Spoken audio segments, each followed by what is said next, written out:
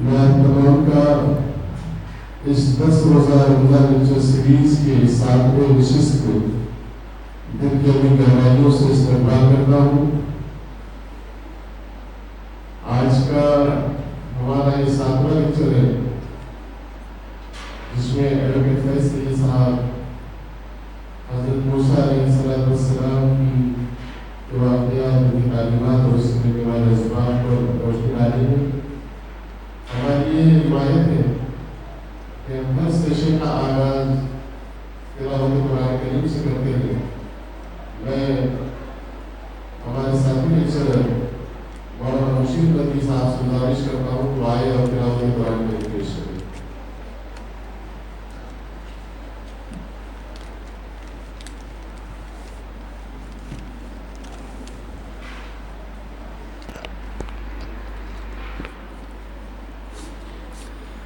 اعوذ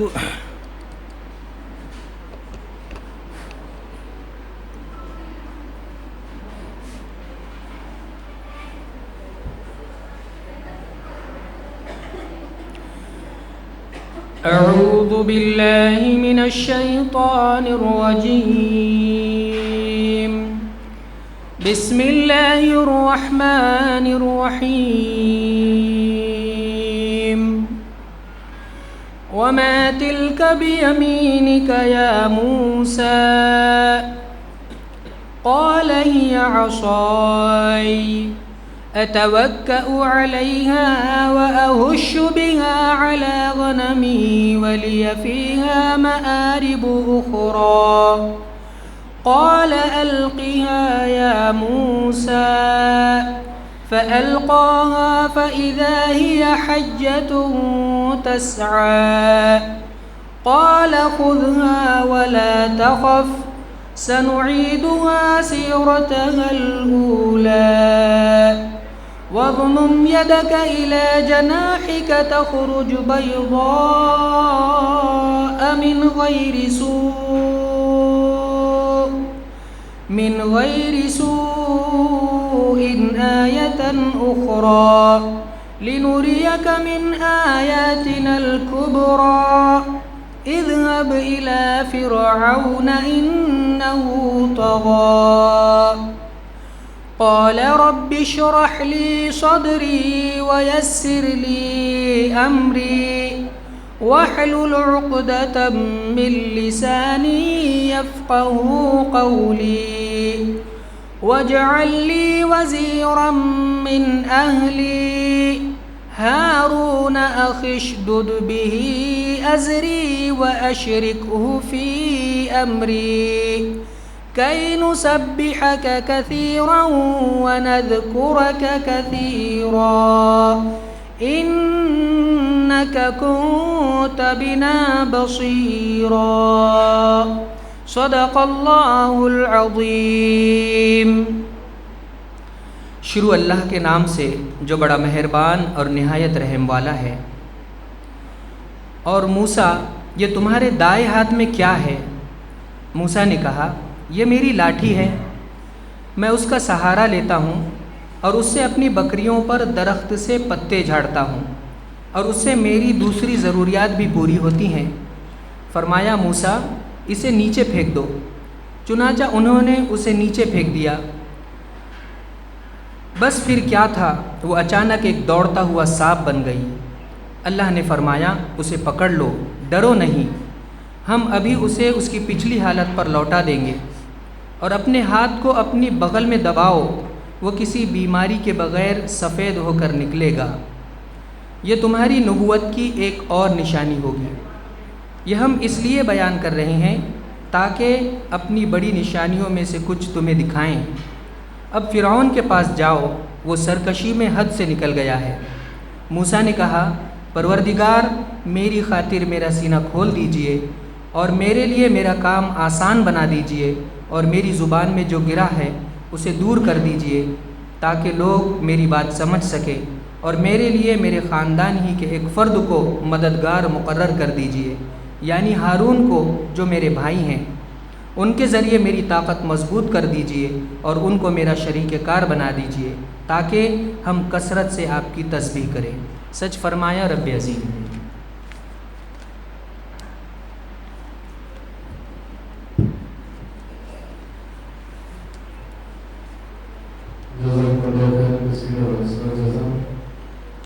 یہ تھے مولانا مشفق نقوی صاحب جو آپ کے سامنے تلاوت قرآن کریم پیش کر رہے تھے. میں سامعین سے پھر ایک مرتبہ درخواست کرتا ہوں کہ جو پیچھے لڑکے کھڑے ہیں بیٹھے ہیں، اس گزارش ہے کہ وہ سامنے آ کے بیٹھ جائے. لڑکیوں سے گزارش ہے کہ بیچ کی سیٹ خالی نہ رکھنا، آپ آگے آئیے. رسول اکرم صلی اللہ علیہ وسلم کی حدیث سے موضوع ہے جس میں اللہ کے رسول صلی اللہ علیہ وسلم کی صحابہ کرام رضوان اللہ تعالی اجمعین کی جماعت کرواروں کی طرح کھل کر بیٹھا کرتی تھی. اور حدیث میں بات ہوتی ہے کہ اگر صحابہ کرام رضوان اللہ تعالی اجمعین کے سر پہ اگر چادر بھاگ دے، چادر کا تو جھوٹ نہیں آتا.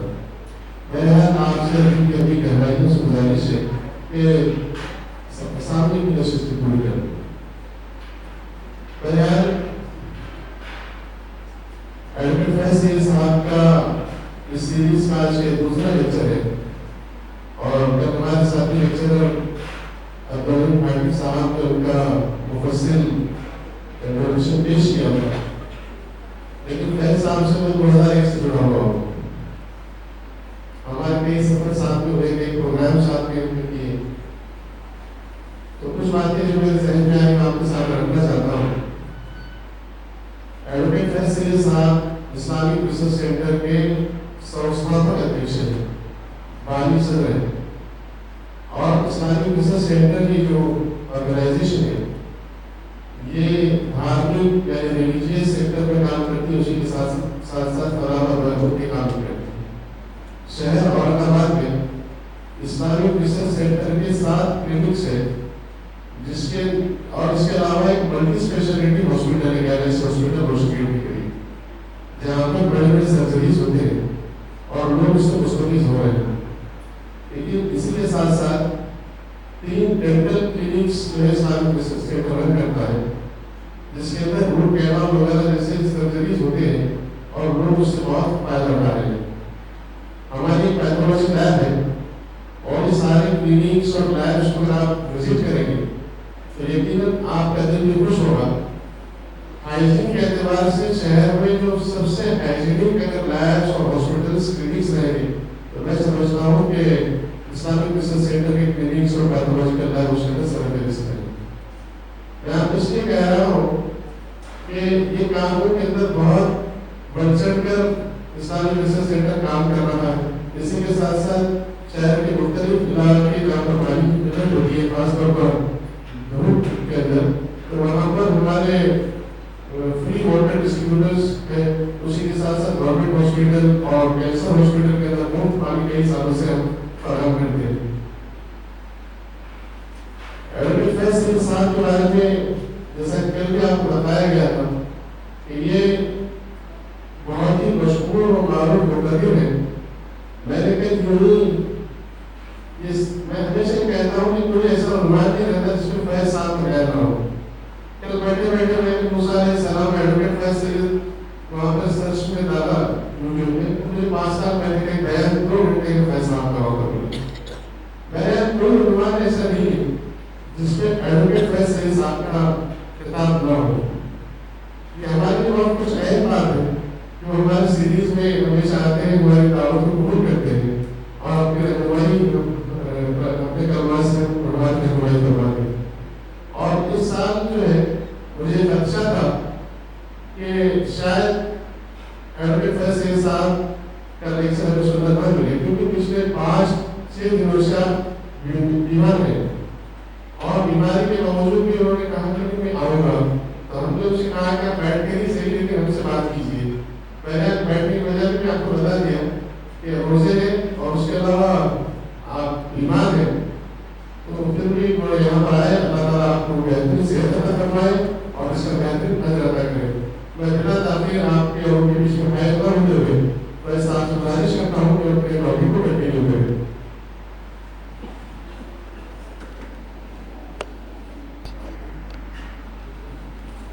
ذبح ہے تو جو تمام جہانوں کا بنانے والا اور اسے پالنے والا ہے، اور درود و سلام اس کے آخری نبی محمد صلی اللہ علیہ وسلم پر.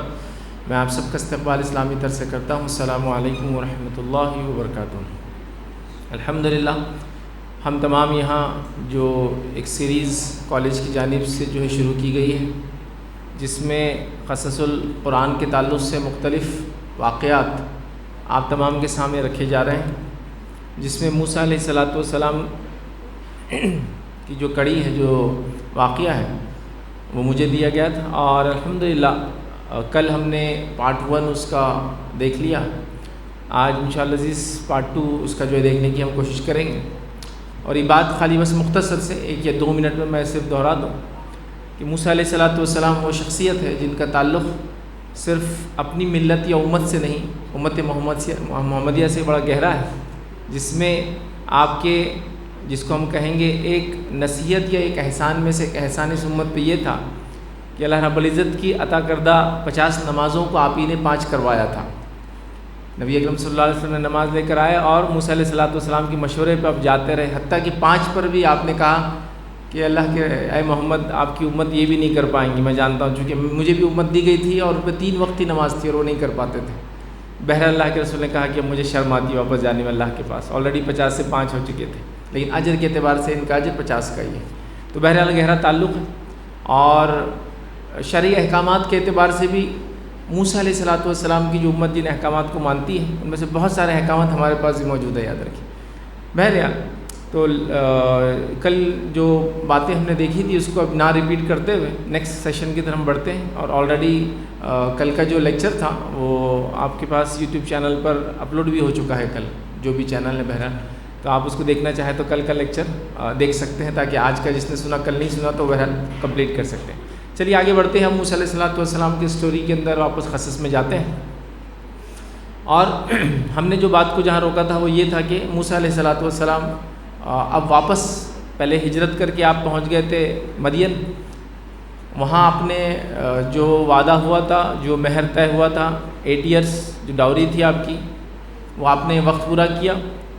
وقت ہونے کے بعد یہ تو قرآن نے نہیں کہا کہ کب پھر، لیکن بہرحال اس وقت کے ختم کرنے کے بعد آپ نے یہ طے کیا کہ اب واپس چلتے اپنے وطن، اور ظاہر سی بات ہے موسیٰ علیہ السلام کی پیدائش یہ مصر میں ہوئی تھی، یاد رکھیے، اور انسان چاہے کوئی بھی ہو، اس کا وطن ہی ہوتا ہے، یاد رکھیے، انسان کو اس کی یاد آتی ہے، اس واقعے میں بھی پتہ چلتا ہے۔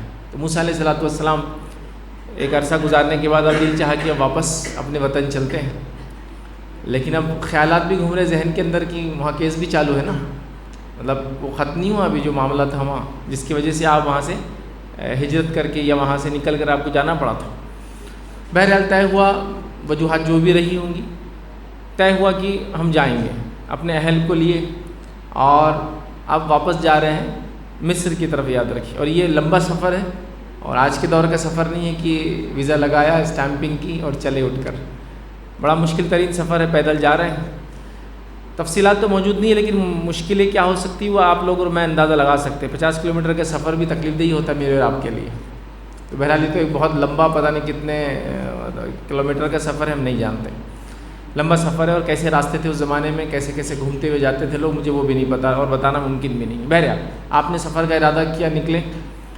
اب یہاں جو ہے ایک بڑا عظیم واقعہ آپ کے ساتھ ہوا، اور آپ کو نبوت دی گئی، یاد رکھیے۔ اب تک جو واقعہ ہم نے دیکھا موسیٰ علیہ السلام کا، بھی آپ نبی نہیں تھے، لیکن انبیاء نبوت سے پہلے بھی سلیم الفطرت، منیب القلب جس کو بولتے ہیں، سلیم القلب، یہ ساری صفتیں اچھی ساری ان میں ہوتی ہے، یاد رکھیے۔ بہرحال تو آپ نکلے، قرآن نے پھر بیان کیا کہ موسیٰ علیہ السلام اپنے فیملی کے ساتھ، اب جو کون رہے ہوں گے ساتھ واللہ عالم، بہرحال جو بھی تھے نکلے، رات کا وقت ہوا تو آپ نے دیکھا کہ دور ایک روشنی ہے، شاید لگا آگ ہے، تو اپنے فیملی سے کہا، قرآن نے واقعے کو بیان کیا کہ انہوں نے کہا کہ آپ لوگ یہاں انتظار کیجیے، میں جا کر وہاں دیکھ کر آتا ہوں، اور کچھ نہ کچھ ایک فائدہ تو مل جائے گا، یا تو آگ مل جائیں گی جس سے ہم اپنے آپ کو گرم رکھ سکیں گے، یا تو لوگ مل جائیں گے جن کے ذریعے میں آگے کا راستہ وغیرہ ہوتا نا، پہلے زمانے میں لوگوں کو پوچھنا پڑتا تھا آگے کیا حالات چل رہے ہیں، ملک کے حالات معلوم نہیں، زمین کے حالات معلوم نہیں، پانی اویلیبل ہے نہیں معلوم نہیں، تو یہ راستے میں جو ایک دوسرے سے لوگ ملتے سارے انفارمیشن پاس آؤٹ کرتے ایک دوسرے،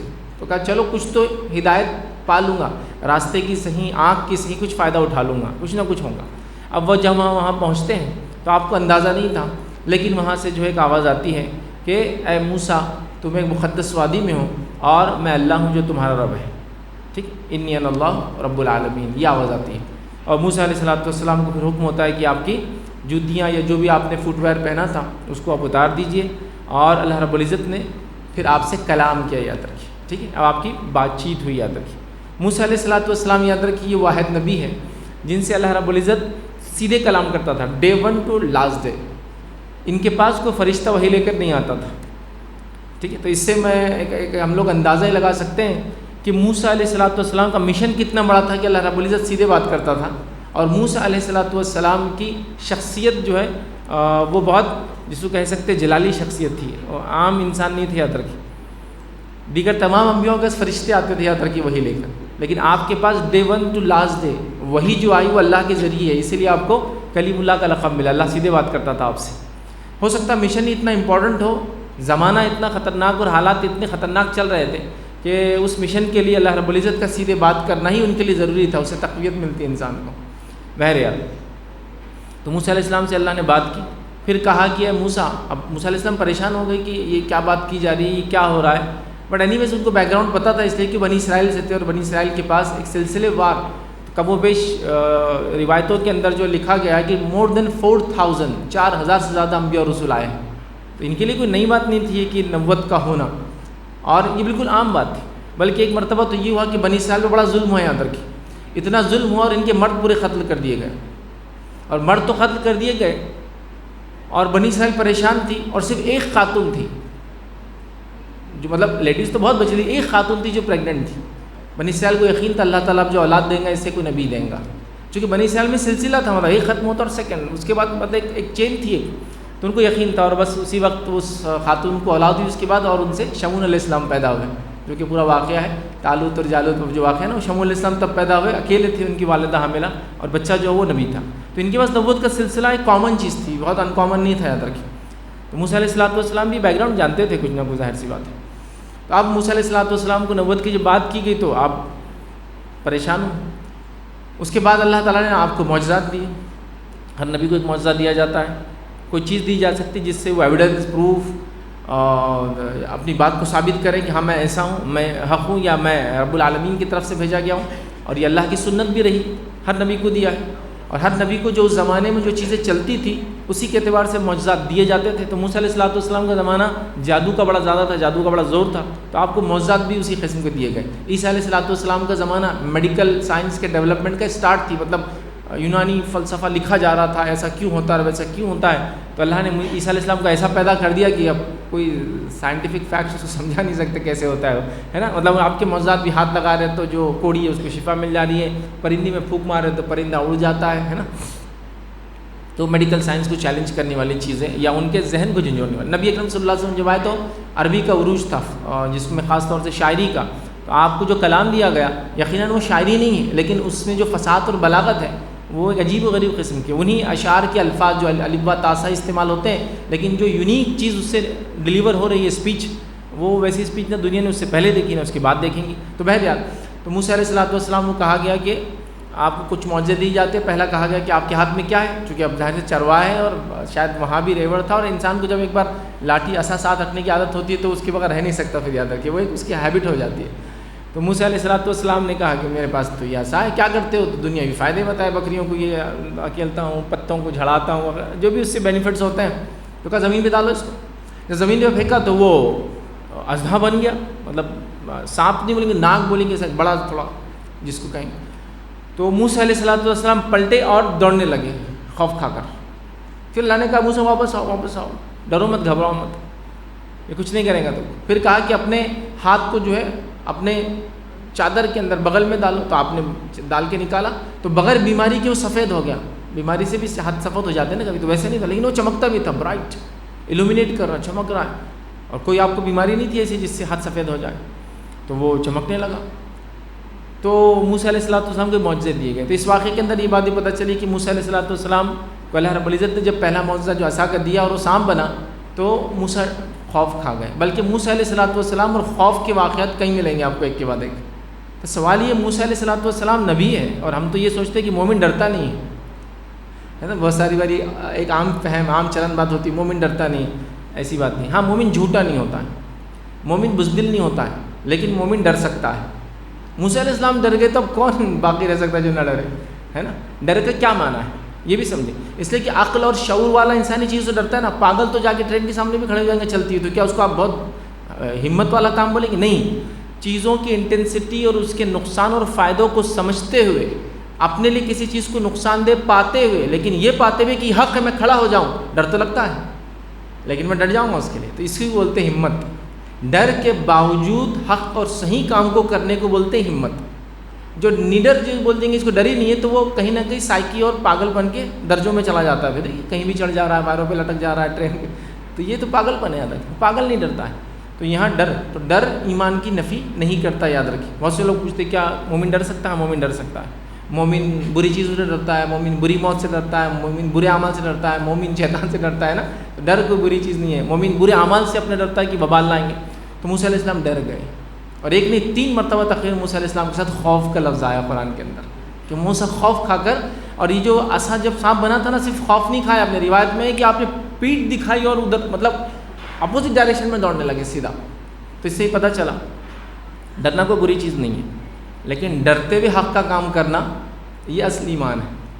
تو بہرحال تو آپ ڈر گئے، اور آپ کو 2 معجزات کا تذکرہ آیا، اور بھی دیے گئے ہوں گے واللہ عالم، بہرحال لیکن 2 معجزات کا تذکرہ آیا، یہ 2 معجزات دیے گئے۔ اب قرآن کے جو واقعات اور قصص ہے، اور سیرت میں بھی جو باتیں یا سنت میں یا حدیث میں جو باتیں ملتی ہیں، اس میں یہ واحد نبی ہے جس نے اپنے نبوت کو قبول نہیں کیا دیے جاتے، باقی سب کو قبول کرنا ہی پڑا، انہوں نے قبول نہیں کیا نبوت کو، میرے سے نہیں ہوگا کہا، بار بار کہا، یعنی میرے سے تو نہیں ہو سکتا، میری زبان میں تو لکونت ہے، میرے ساتھ تو یہ پرابلم ہے، میرے پہ تو کیس چل رہا ہے مصر میں، آپ بار بار جس کو کہیں گے نہ کی طرف گئے۔ یہ واحد شخصیت ہے پورے قرآن کے اندر کہ نبوت دی جا رہی ہے اور آپ لینا نہیں چاہتے، یاد رکھیے، اور آپ ڈرے ہوئے بھی ہے ساتھ میں، یاد رکھیے۔ اس کے بعد آپ اپنے ایشوز بھی اللہ کے سامنے رکھتے ہیں، اس کے بعد کہ میرے ساتھ تو یہ مسئلہ ہے، کیس چالو ہے، اور آپ کا ایک فزیکل مسئلہ یہ تھا جو مفسرین نے اکثر نقل کیا ہے کہ جب آپ چھوٹے تھے تو فرعون نے ایک ٹیسٹ کیا تھا، وہ میں بھول گیا تھا پچھلے کل بات کو رکھنا۔ فرعون نے کیا کیا، جب آپ چھوٹے تھے اور فرعون کو یہ بات معلوم تھی کہ ایک بچہ برباد کرنے والا ہے، اور موسیٰ علیہ السلام جب ملے تو فیچر کے اعتبار سے بچہ بنی اسرائیلی تھا، یہ بات طے شدہ بات تھی، ایک دم بالکل نون تھا۔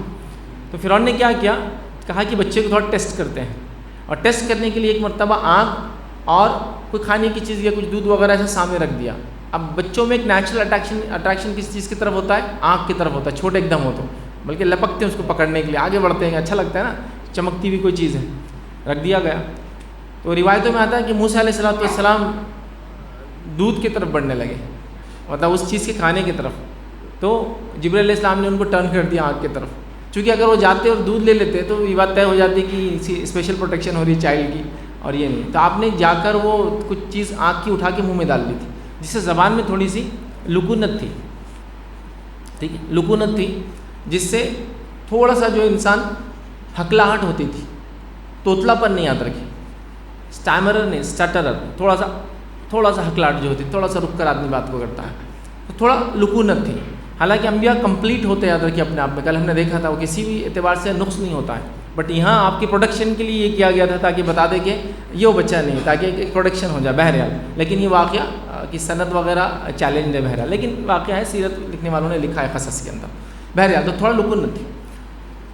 تو جب بات آئی، اللہ تعالیٰ نے باتوں کو ماننے لگے، ڈر ختم ہونے لگا، تو پھر موسیٰ علیہ السلام نے دعا کی اور کنڈیشنلی کام کو قبول کیا۔ یہ واحد نبی ہے جنہوں نے پہلے تو نبوت قبول نہیں کی، اور قبول بھی کی تو کنڈیشنلی، کہا رب اشرح لی صدری، اور یہ دعا ہر مقرر، ہر آدمی جو تقریر دیتا ہے یہ دعا ضرور کرتا ہے۔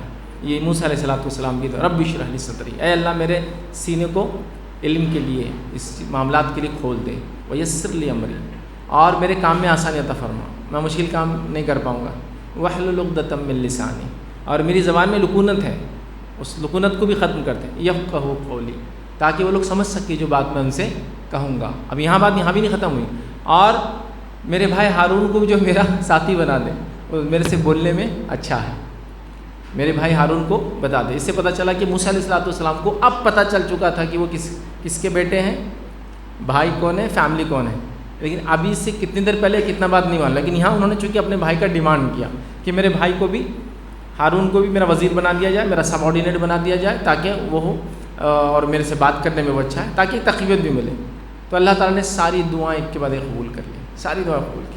مطلب آپ نے جب نبوت قبول کی تو کنڈیشنز لگائی کہ مجھے یہ چیزیں نبوت سے پہلے چاہیے۔ یہ واحد نبی اور واحد واقعہ قرآن کے اندر جو اس طرح سے کیا گیا، اس سے ایک مسئلہ اور ایک بات جو پتہ چلتی ہے وہ یہ ہے کہ اگر حالات سخت ہو فرعون سب سے ظالم اور جابر انسان اس زمانے کا، سب سے پیک پر ہے ایک دم، اور اس کے پاس دعوت دینا ہے، ٹھیک ہے.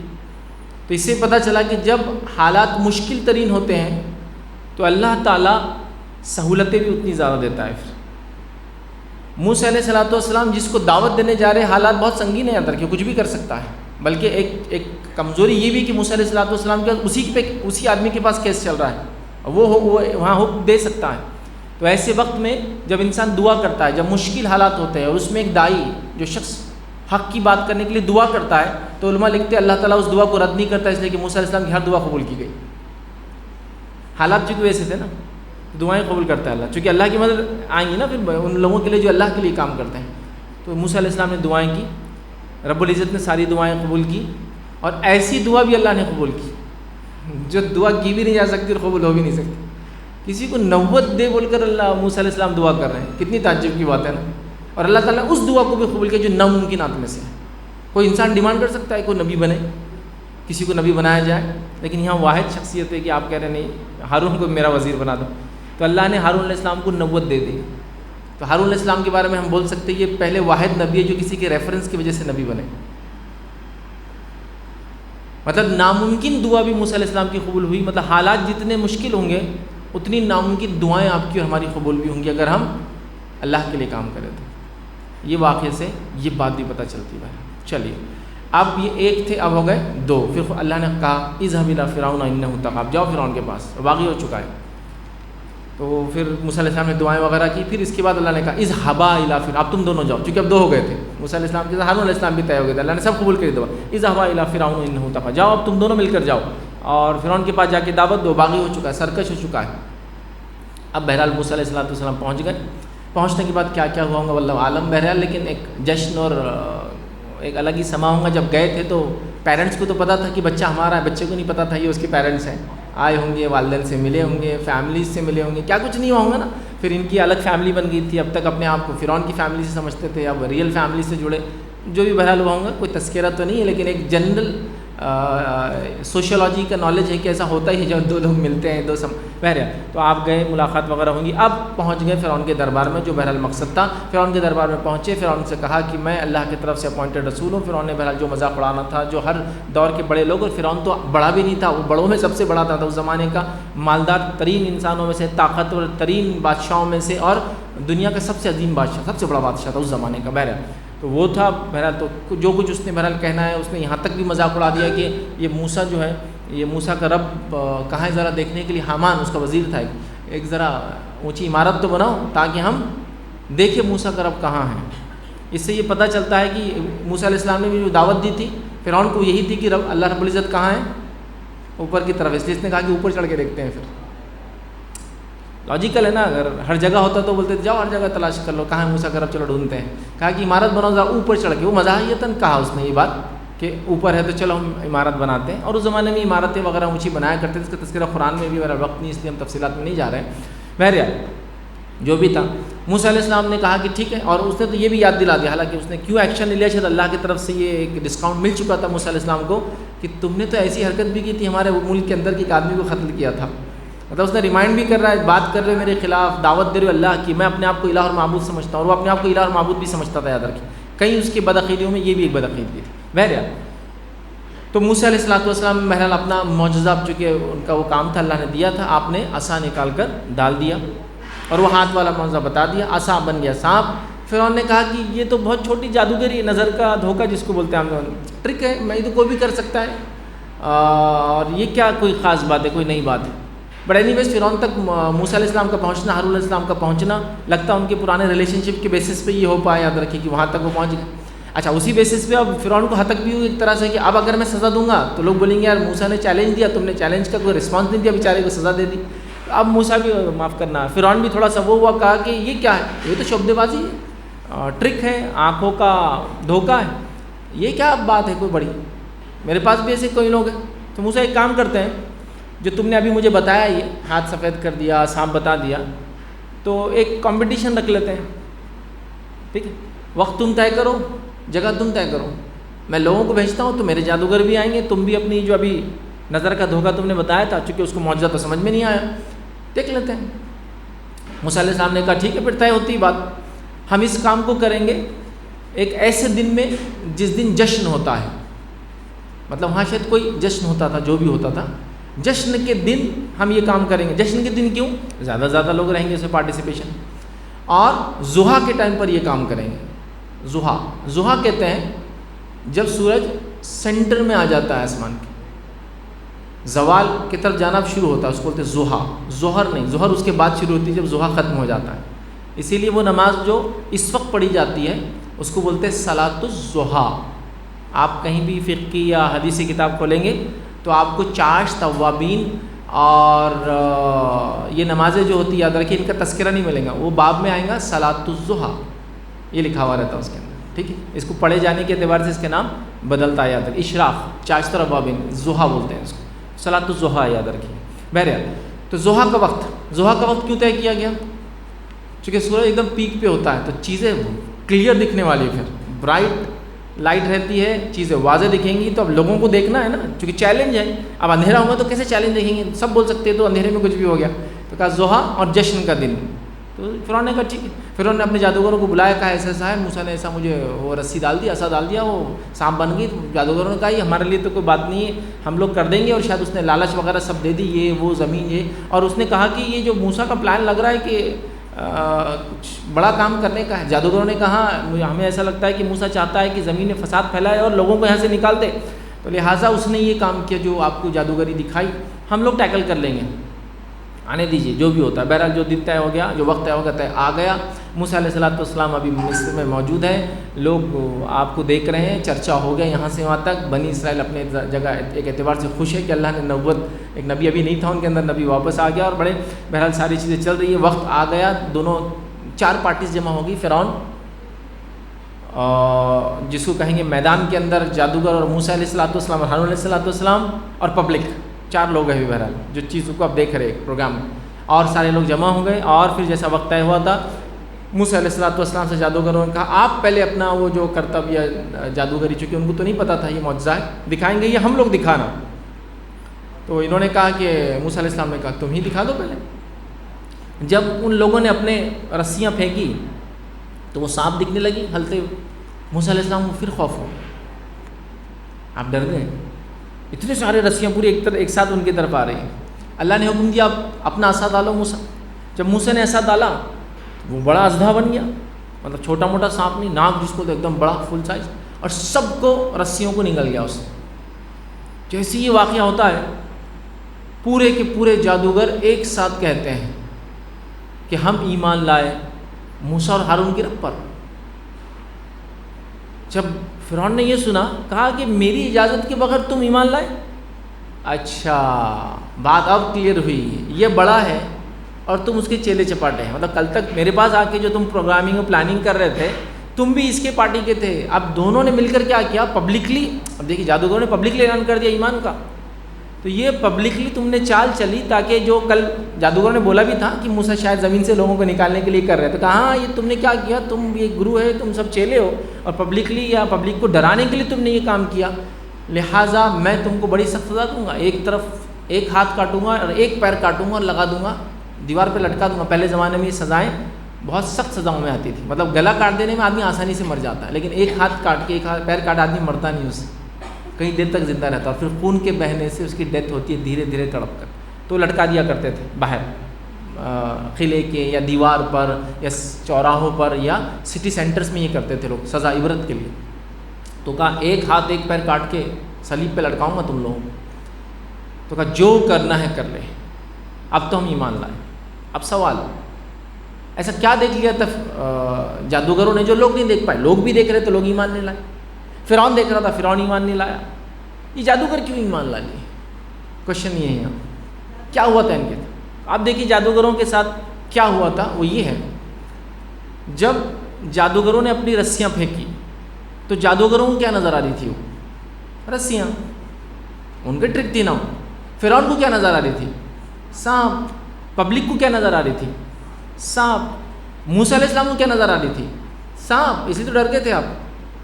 تو موسیٰ اور ہارون بھی سانپ دیکھ رہے ہیں، پبلک بھی سانپ دیکھ رہی ہے، فرعون بھی سانپ دیکھ رہا ہے، جادوگر رسیاں دیکھ رہے ہیں۔ آپ موسیٰ علیہ السلام نے عصا پھینکا، موسیٰ علیہ السلام کو کیا دکھ رہا ہو؟ سانپ. فرعون کو کیا دکھ رہا ہو؟ بڑا ازدہ سانپ. پبلک کو کیا دکھ رہا ہو؟ سانپ. جادوگروں کو کیا دکھ رہا ہو؟ سانپ. ان کو رسیاں نہیں دکھ رہا ہو. آپ سمجھ گئے؟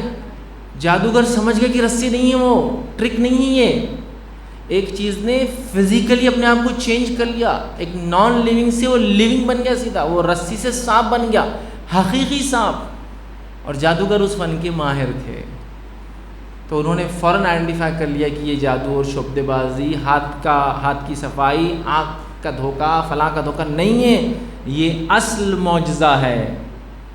آپ سمجھ رہے؟ اس لیے ایمان لا لیے فوراً. ایسا ایمان لائے کہ جانے دے دی پھر اللہ کے لیے، پھر چھوڑا نہیں ایمان، ان کو مار دیا گیا پھر. سمجھے آپ؟ چونکہ دونوں کیس میں فرعون کو رسیاں بھی سانپ دکھی، سانپ بھی سانپ دکھا، پبلک کو رسیاں سانپ دکھی، سانپ بھی سانپ دکھا. موسیٰ علیہ السلام کو رسیاں بھی سانپ دکھی، سانپ بھی سانپ دکھا. یہ صرف جادوگر تھے جو دونوں میں ڈفرنس کر پا رہے تھے کہ یہ رسی اور وہ ریئل سنیک ہے، اور اس نے سب کو کھا لیا. اس وجہ سے وہ پختہ ایمان لا لیے. چونکہ معجزہ اس لیے ہوتا ہے نا کہ معجزہ دیکھ کے تو لوگ ایمان، تو کہا ہم موسیٰ اور ہارون کے رب پر ایمان لائے، اپنی جانیں انہوں نے دے دی اللہ کے لیے، بس سب ایمان پڑ گئے. بہرحال یہاں تو فرعون بہت ذلیل ہوا، رسوا ہوا. پھر بہرحال معاملہ ختم ہوا. فرعون نے پلاننگ کیا کہ اب میں کیا کروں گا، موسیٰ علیہ السلام کو قتل کر دوں گا. اب جب اس نے موسیٰ علیہ السلام کو قتل کرنے کا پلان کیا، یاد رکھیے، تو موسیٰ علیہ السلام کو قتل کرنے کا پلان کیا، تو اسی کے پاس، اسی کے دربار میں، اسی کے شاید وزراء میں ایک شخص تھا جو ایمان والا تھا. اس کا تذکرہ قرآن نے کیا ہے اور 1 سے 2 مرتبہ کیا ہے. تو جب فرعون نے کہا کہ اب موسیٰ کو ایکسیکیوٹ کر دیتے ہیں، قتل کر دیتے ہیں، تو یہ شخص جو ایمان والا تھا، ایمان کو چھپائے ہوئے تھا، لیکن قرآن نے کہا تو یہ بول پڑا. پھر اس کو لگا کہ اب نہیں بولوں گا تو کب بولوں گا، اب کچھ نہ کچھ تو ڈیفینس میں ہونا چاہیے نا، ورنہ یہ تو ڈائریکٹ اٹیک کر دیں گے موسیٰ علیہ السلام. تو کہا تم خالی ایک انسان کو اس لیے قتل کرنا چاہتے ہو کہ یہ کہتا ہے اس کا رب ایک ہے، یا ہمارا رب ایک ہے، صرف اس لیے مارنا چاہتے ہو تو موسیٰ کو. اب اس نے بولا، مطلب موسیٰ علیہ السلام کے فیور میں اس نے بات کی، مجلس میں یا جو بھی ڈسکشن چل رہا تھا، شاید پیک ٹاپ لیول کے بیوروکریٹس کے ساتھ اس کا فرعون کا، وہاں اس نے اس شخص نے آگے کہا صرف اس وجہ سے کہ وہ کہتا ہے ہمارا رب ایک ہے، نہیں ایسا مت کرو اس کے لیے. تو اس سے ایک اور بات پتہ چلی کہ کچھ حالات کے اندر، مخصوص کچھ سیاسی حالات کے اندر، کچھ لوگ اپنے ایمان کو چھپا سکتے ہیں، ہر کوئی نہیں ہے. کچھ لوگ اپنے ایمان کو چھپا سکتے ہیں چونکہ اس سے نفع زیادہ ہے، نقصان کم ہے، اور بتانے میں نقصان زیادہ اور نفع کم ہے. اور اس کی ایک اور مثال ملتی ہے ہم کو تاریخ کے اندر. وہ کون سی مثال ہے؟ جب صحیح بخاری کی روایت ہے، نبی اکرم صلی اللہ علیہ وسلم نے ایک مرتبہ رات میں صحابہ سے کہا چلو ہم غائبانہ جنازے کی نماز پڑھیں گے. صحابہ نے کہا کس کی جنازے کی نماز پڑھیں گے، میت تو نہیں ہے. تو کہا نجاشی کی پڑھیں گے، اس لیے کہ نجاشی یہ ہمارا بھائی تھا. ابھی مجھے آ کے جبرائیل نے بتایا کہ اے محمد اٹھیے اور اپنے بھائی کے لیے نماز جنازہ پڑھیے، چونکہ نجاشی ایمان والا تھا لیکن اپنے ایمان کو اس نے بتایا نہیں تھا. چونکہ اگر بتاتا تو مسلمانوں کی حفاظت بھی نہیں کر پاتا نا، چونکہ اس کے پھر دوسرے مذہب کے لوگ کہتے ہیں کہ بادشاہ سے اتر جاتے، تو حبشہ میں جو مسلمانوں کا وفد گیا تھا ان کو نکلنا پڑتا. تو اس نے ان کے بچانے کے لیے، اپنی تحفظ کے لیے، ملک کے تحفظ کے لیے اور فائدے کے لیے بتایا نہیں تھا، لیکن وہ مسلمان تھا. لیکن پتہ کیسے چلا؟ وہی کے ذریعے آپ صلی اللہ علیہ وسلم اس کی نجاشی کی جو ہے غائبانہ جنازے کی نماز پڑھی. تو کچھ لوگ کر سکتے جو ٹاپ لیول کے لوگ ہو سکتے ہیں. تو بہرحال یہ بھی ایک بڑا انسان تھا اور یہ بھی اندر تھا، شاید فرعون کے ساتھ اٹھتا بیٹھتا تھا. اب کیا لیول کا آدمی تھا واللہ عالم. بہرحال تو اس نے اب بولا کہ نہیں یہ تو غلط ہو رہا ہے فلاں فلاں، اس نے ساری باتیں کی. بہرحال پھر بھی فرعون کو کوئی فرق نہیں پڑا. روایتوں میں آتا ہے یہ فرعون کا چچا زاد تھا. چچا زاد سے مراد ہوتا ہے تیرا یا جو ہے چچیرا بھائی. تو ظاہر سی بات ہے اب خونی رشتہ ہے تو سزا بھی نہیں دے سکتا. بٹ اینی ویز بہرحال ڈسکشن ہوا. اس شخص نے اپنے ایمان کا مطلب اظہار تو نہیں، اس کی تفصیلات نہیں، لیکن ڈیفینس میں کھڑا ہوا. بہرحال انہوں نے پلان کیا. اب اللہ تعالیٰ نے موسیٰ علیہ السلام کو اور معجزے دیے. اب فرعونیوں پہ عذاب لانا شروع کیا اور 10 ایسے عذابات فرعونیوں پہ آئے. اب وہ منصوبہ تو کیا لیکن وہ ایکسیکیوٹ نہیں کر پایا. ایک کے بعد ایک عذابات آتے رہے، جس میں ٹڈیاں جو ہوتے ہیں آپ کے جو گراس ہاپر جس کو کہتے ہیں، یاد رکھیں ٹڈیوں کا عذاب ان پر آیا. یاد رکھیں جو حال میں آپ نے بھی سنا ہوگا، بہت زیادہ تعداد میں بیچ میں واقعات آپ کو مل رہے تھے. اور زیادہ تر یہ جو ریگستانی علاقے ہوتے ہیں یاد رکھیے اس کے اندر یہ بڑھتے ہیں. یاد رکھیے. اور ایک جگہ میں نے یہ پڑھا تھا کہ دنیا کے اندر سب سے زیادہ آبادی ہے، سب سے زیادہ کسی بھی چیز کی پاپولیشن کا اگر کوئی ریکارڈ ہے تو یہ ٹڈیوں کا. یاد رکھیں امریکہ میں ایک بار آئے تھے، اتنے آئے تھے ٹریلینس میں، بہرحال جو چوٹیوں سے بھی زیادہ ہوتے. یاد رکھیں تو یہ بہت خطرناک ہوتے. یاد رکھیں تو یہ ٹڈی کا عذاب آیا. نیل کا پانی ان کے لیے لال ہو گیا، خون نظر آتا، بدبو آتی، پی نہیں پاتے. ان کی پہلی اولاد کا انتقال ہوا. کئی عذاب، 10 نشانیوں کے بعد ایک آئی. اچھا ہر عذاب کے بعد یہ آتے اور کہتے موسیٰ معافی چاہتے ہیں اپنے رب سے، تھوڑا سا آپ گزارش کرو. یہ اللہ نے ڈیفینس کیا موسیٰ علیہ السلام، معافی مانگو ہم صحیح ہو جائیں گے. جیسی عذاب ہٹتا تو فرعونی کیا کہتے ہیں، ارے یہ موسیٰ کی اور اس کے ماننے والوں کی نحوست کی وجہ سے یہ ہوا تھا سب. اور فرعون نے تو ہٹا دیا اس کو. ہر بار جب عذاب آتا تو فرعون خود گزارش کرتا ہٹانے کی، ہٹ جاتا تو کہتا میں نے ہٹا دیا، کیونکہ اس کو اپنا رب ثابت کرنا تھا نا، تو پروف کرنا تھا کہ میں رب ہوں. بہرحال وہ ذلیل ہوتا رہا. آخر میں اللہ رب العزت نے جب دیکھا یہ ایمان نہیں لائیں گا تو موسیٰ علیہ السلام سے کہا کہ رات کے ایک وقت میں اپنی قوم کو لے کر نکل جاؤ، جو ڈائریکشن بتایا گیا تھا جس طرف جانا تھا. موسیٰ علیہ السلام نے جیسا اللہ نے بیان کیا تھا رات کے ایک وقت نکلے اور اپنی پوری قوم کو لے کر چل پڑے. مطلب آزادی، چونکہ فرعون تو آزاد کرنے کو ریڈی نہیں تھا. موسیٰ علیہ السلام نے کئی بار کہا کہ فرعون بنی اسرائیل کو میرے ساتھ جانے دو، آزادی دے دو ہم کو، چونکہ ہم آزاد قوم ہے، ظاہر سی بات. بہرحال وہ ریڈی نہیں تھا اس چیز کے لیے. اور اس کے بعد جو ہے اللہ تعالیٰ نے حکم دیا رات کے ایک حصے میں آپ لوگ نکلے اور نکل کر جانے لگے. فرعون کو رات میں پتہ چلا کہ موسیٰ علیہ السلام تو اپنی قوم کو لے کر نکل چکے ہیں. اس نے اپنے لاؤ لشکر کے ساتھ پیچھا کیا موسیٰ علیہ السلام کا، اور پیچھا کرتا رہا حتیٰ کہ موسیٰ علیہ السلام اب ایک سمندر کے کنارے، بڑے دریا کے کنارے وہاں آ گیا تک. فرعونیوں نے کہا کہ اب تو بس موسیٰ پھنس گئے، اب تک سوچتے تھے قتل کرنے کا، آج تو ٹائم ہے، اب قتل کر دیں گے. فرعونی ہے، فرعون ہے خود، اس کا لشکر ہے، آگے موسیٰ علیہ السلام ہے اور بنی اسرائیل ہے جو کہ نہتے ہیں، عورتیں بچے ہیں، اور ظاہر سی بات ہے یہ فوجی نہیں تھے، غلام تھے، اور بڑے عجیب و غریب حال تھا. بہرحال اب وہاں کے رک گئے. اب جب وہاں رک گئے اور پیچھے سے لشکر آنے لگا تو سامنے سمندر تھا. اب یہاں بنی اسرائیل کی کیفیت بھی سمجھ میں آتی، ذہنی کیفیت، جو میں نے شروع میں کہا تھا نا ان پہ عذاب تھا جو ہو رہا تھا، ان کی ذہنی کیفیت سمجھ میں آتی ہے. جب انہوں نے فرعونیوں کو دیکھا پیچھے سے آتے ہوئے تو کیا کہا معلوم، موسیٰ وہیں اچھے تھے، ہم یہاں تو بہت بری موت مرنے والے ہیں، جہاں تھے وہیں اچھے تھے، اب تم لا کے یہاں کھڑے کر دیا، آگے سمندر پیچھے فرعونی، اب کیا چانسز دکھ رہے تم کو بچنے کے اس کے اندر. تو بہرحال ایک ناشکرہ پن یاد رکھیے اس قوم کے اندر پایا جاتا ہے.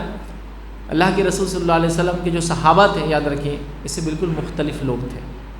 کبھی بھی ناشکرہ پن آپ کو نہیں ملیں گے، یاد رکھیں گے کسی بات میں، چاہے جنگ کا اعلان کر دیا جائے، غربت کا اعلان کر دیا جائے، مال و دولت چھوڑ کر نکلنے کا اعلان کر دیا جائے، اور ملک چھوڑ کر نکلنے کا اعلان کر دیا جائے، روکنا پڑا تم مت جاؤ تم جاؤ. حالت یہ ہے جنگ کے اندر، تم مت جاؤ تم جاؤ، روکنا پڑ رہا ہے. یہاں ان کا حال یہ ہے کہ کوئی چیز کو ریڈی نہیں ہوتے.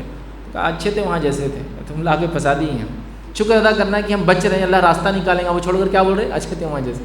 بہرحال اللہ رب العزت سے موسیٰ علیہ السلام نے دعا کی. اللہ رب العزت نے کیا کیا، موسیٰ کہا کہ اپنا عصا پانی پر مارو. جب پانی پر مارا تو پانی 2 حصوں میں تقسیم ہو گیا، تک 2 حصوں میں تقسیم ہو گیا. اب سوال، کیا اللہ تعالیٰ بغیر عصا مارے کے پانی کو 2 حصوں میں تقسیم کر سکتا تھا؟ ہاں، مطلب اللہ تعالیٰ کے لیے کیا ناممکن تھا. اللہ تعالیٰ کہتا چلو پانی 2 ٹکڑے ہو گیا، جاؤ نکلو یہاں سے، اس میں سے نکل جاؤ. کیا کہا، عصا مارو. اس سے پتہ کیا چلا معلوم، ایک معجزے کے لیے بھی اللہ تعالیٰ انسان جو کوشش کر سکتا ہے وہ لیتا ہے پہلے. ابھی ہم لوگوں کا حال کیا ہے، بغیر کوشش کے دعاؤں سے کام چلانا چاہتے ہیں. ہر چیز دشمن ہے تو اس کے ہتھیار میں کیڑے پڑ جائے تو دعاؤں سے کام چلانا چاہتے ہیں.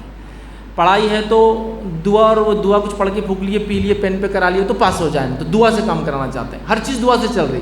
بچہ ہے کامیاب ہو تو مائیں محنت نہیں کر کے دعاؤں سے اس کو پروان چلانا چاہ رہی ہے، دعا سے. تربیت دعاؤں سے چل رہی ہے، علاج دعاؤں سے چل رہا ہے، کوشش کے بعد دعا ہے.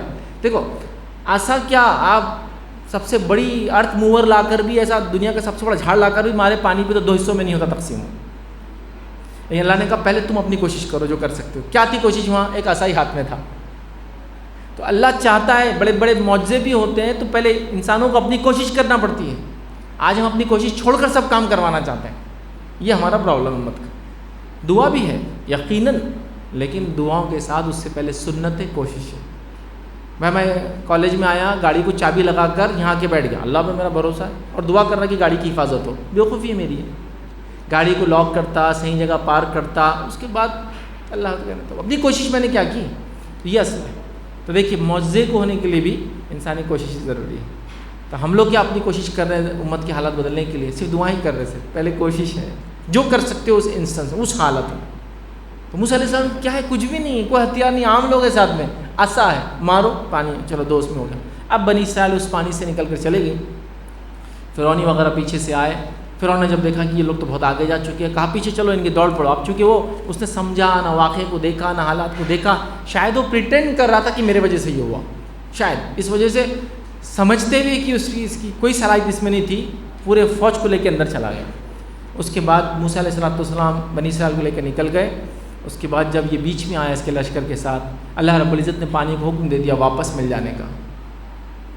تو جو بھی دریا تھا، سمندر تھا، جو بھی حصہ تھا بہرحال جہاں پانی تھا، یہ وہ دونوں جو بیریئر تھے جو الگ ہو گئے تھے وہ اب مل گئے، یاد رکھیے۔ اب نتیجہ یہ ہو گیا کہ فرعون ڈوبنے لگا، یاد رکھیے، لاکھوں لشکر ڈوبنے لگا۔ جب یہ ڈوبنے لگا اور اس کا اب آخری وقت آ گیا تو پھر چلانے لگا، میں ایمان لایا موسیٰ کے رب پر، بنی اسرائیل کے رب پر۔ لیکن اب ایمان کام نہیں آتا ہے، ٹھیک ہے۔ اللہ کے رسول صلی اللہ علیہ وسلم نے ہمیں فرمایا کہ ایمان کب کب کام نہیں آتا ہے۔ پہلا، انسان کی نزع کی حالت آ جائے۔ نزع کی حالت معنی کیا ہوتا ہے کہ انسان کی روح پیروں سے نکلتی ہے، بس وہ جب شروع ہو گئی تو اب ایمان فائدہ نہیں دیتا، کسی کوئی توبہ نہیں، ایمان نہیں، کچھ فائدہ نہیں دیتا، اب ختم ہو گیا، اس سے پہلے جو کرنا تھا کر لینا چاہیے تھا۔ اور نزع میں جانے کے بعد آدمی بچتا نہیں ہے، کبھی واپس نہیں بچتا، اس کی ڈیتھ ہونا ہی ہے شور، تو نزع میں نہیں ہوتا۔ اب اس کا وہی وقت تھا، تو اس نے کیا کیا، اب بول رہا ہے کہ میں ایمان لایا، چونکہ اب موت یقینی تھی اس کے لیے، موسیٰ اور ہارون کے رب پر، بنی اسرائیل کے رب پر، یا اس قوم کے رب پر۔ نبی اکرم صلی اللہ علیہ وسلم کو جبرائیل علیہ السلام نے فرمایا، اے اللہ کے رسول، کاش آپ ہوتے اور فرعون کا صورت دیکھتے۔ تو اللہ کے رسول نے کہا کہ کیا ایسا تھا؟ تو کہا جب وہ ڈوب رہا تھا اور یہ ایمان کا چلا میں وہاں موجود تھا، اور میں نے کیا کیا، دریا کا کیچڑ اٹھا کے اس کے منہ میں ڈال دیا، میں نے اس کو آخری جو ہے اس کو پلایا، گھوٹ سمجھو، اس نے کیچڑ پیا آخری گھوٹ سمجھو، میں نے اس کے منہ میں ڈالا، کاش آپ ہوتے اس کو دیکھتے کیسا وہ پریشان تھا۔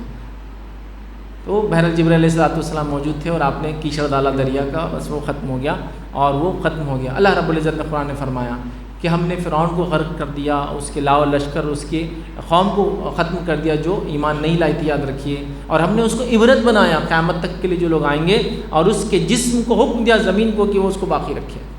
تو فرعون یاد رکھیے اس کی لاش باقی ہے اور وہ قیامت تک نشانی رہیں گی، یاد رکھیے۔ لیکن کیا وہ فرعون جو ہم کو ابھی بتائی جاتی ہے MSS2 کی ممیفائڈ لاش وہ ہے، وہ ہم نہیں جانتے، یاد رکھیے، وہ میں پن پوائنٹ نہیں کر سکتا، بٹ وہ جہاں بھی باقی ہے آج بھی، ہو سکتا ہے انہی میں سے کوئی ایک ہو سکتا ابھی معلوم ہو، لیکن آئیڈینٹیفائڈ جو پن پوائنٹ یہی وہ ہے، جو بھی ہوگا فیوچر ابھی آرکیولوجیکل چیزیں ہوں گی، ڈسکوریز باقی بہرحال چیزیں سامنے آ جائیں گی، یاد رکھیے۔ بہرحال تو وہ بچا ہوا ہے، چاہے ہماری نظروں کے سامنے ہو یا ابھی ہماری نظروں سے چھپا ہوا ہے، اور وہ ہمارے لیے عبرت اور نشانی، اس کے جسم کو اللہ تعالیٰ نے نشانی بنا کے چھوڑ دیا۔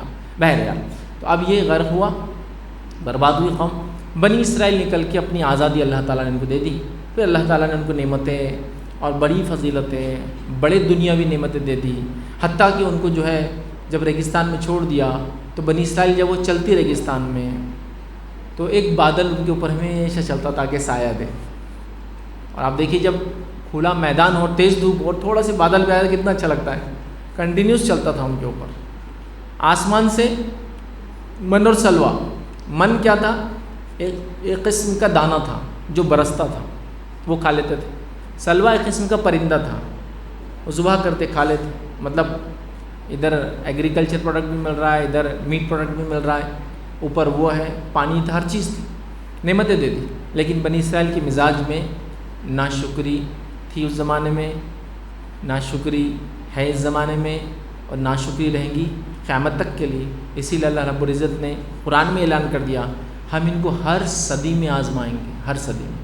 تو بنی اسرائیل ایوری سینچری ٹیسٹ کیے جاتے ہیں، لاسٹ سینچری بھی ٹیسٹ کیے گئے ہو، اس سینچری کا ٹیسٹ ابھی ہم نے دیکھا نہیں، لیکن ٹیسٹ کیے جائیں گے ایوری سینچری۔ قرآن میں اللہ نے کہ ہر صدی میں ان کو ہم آزماتے ہیں، ہر صدی میں، ہر سینچری میں ان کو آزماتے ہیں۔ اور سینچری شروع کہاں سے تو نہیں پتا، لیکن لاسٹ سینچری کا تو میں بول سکتا ہوں یہ آزمائے گئے، تو آزماتا ہے، ٹیسٹ کرتا ہے زبردست، لیکن پھر بھی اپنی سرکشی سے باز نہیں آتے، انسانیت پہ ظلم کرنے سے باز نہیں آتے ہیں، لوگوں کو تکلیف دینے سے باز نہیں آتے ہیں، سود خوری سے باز نہیں آتے ہیں، ہتھیار بنا کر بیچ کے لوگوں کو لڑانے سے باز نہیں آتے ہیں۔ یہ سب کرتے ہو، یہ پہلے دن سے کرتے تھے، نبی اکرم صلی اللہ علیہ وسلم کے زمانے میں کرتے تھے، موسیٰ علیہ السلام کے زمانے میں کرتے تھے، اور آج بھی کرتے ہیں۔ بہرحال تو وہاں ساری نعمتیں عطا کر دی، بہرحال لیکن ناشکری قوم تھی۔ کہا کہ مزہ نہیں آ رہا اس میں، ہم کو زمین کے پروڈکٹ چاہیے، ایسا وہ کھا رہے، ساری قومیں کھا رہی نا اطراف کی، لہسن، پیاز، ککڑی، XYZ جو بھی زمین میں لگتا ہے، کوئی چیز حرام نہیں ہے اس میں سے، لیکن اللہ دے رہا تھا، آسمان سے برسا رہا ہے، چاہیے زمین کا، مطلب اعلیٰ چیز مل رہی ہے، تم کو چاہیے ادنا۔ اب میں آپ سے کہوں کہ آپ کو بغیر جاب کے 3 ٹائم کا کھانا، گھر، رہنا، سکون، اطمینان، یہ سب میری طرف سے، نہیں پھر بھی نوکری کرنے مزہ آتا نا، تکلیف اٹھانے مزہ آتا نا، پھر بھی میں آؤں گا فلاں کام کروں گا، ارے لو سب چیز فری لے لو یار، کیا ضرورت ہے، نہیں مزہ نہیں آ رہا میرے کو ایسی لائف۔ یہ ناشکری ہے نہیں کہ آپ کو ہر چیز دی کہ عبادت کرو صرف اللہ کی. تو نہیں مزہ نہیں آ رہا. تو کہا نہیں یہ نہیں, ہم کو زمین کی چیزیں. اللہ نے کہا ٹھیک ہے زمین کی چیزیں ہو تو جاؤ پھر لو اس کو, حاصل کرو, یہ ملنے والی نہیں ہے. حاصل کرنا کیا ہے, جاؤ اس قوم سے لڑو. اور اللہ نے نعمت آسمان والی بند کر دی کہ آپ جاؤ قوم سے لڑو اور لو. کیا کرتے معلوم آپ موسیٰ علیہ السلام, اے موسیٰ قوم بہت جبار ہے, وہ بہت طاقتور اور بڑی قوم ہے, ہم نہیں لڑ سکتے ان سے. جب تم کو چاہیے زمین تو لینا پڑتا, زمین ملتی نہیں ہے ایسی, تو جاؤ لو اس سے, قوم سے لڑو, پھر جنگ کرو ان سے. تو کہا نہیں ہم جنگ نہیں کر سکتے. جب موسیٰ علیہ السلام نے اور کہا تو کہا جو تمہارا رب اور تم دونوں جا کے لڑو, جاؤ.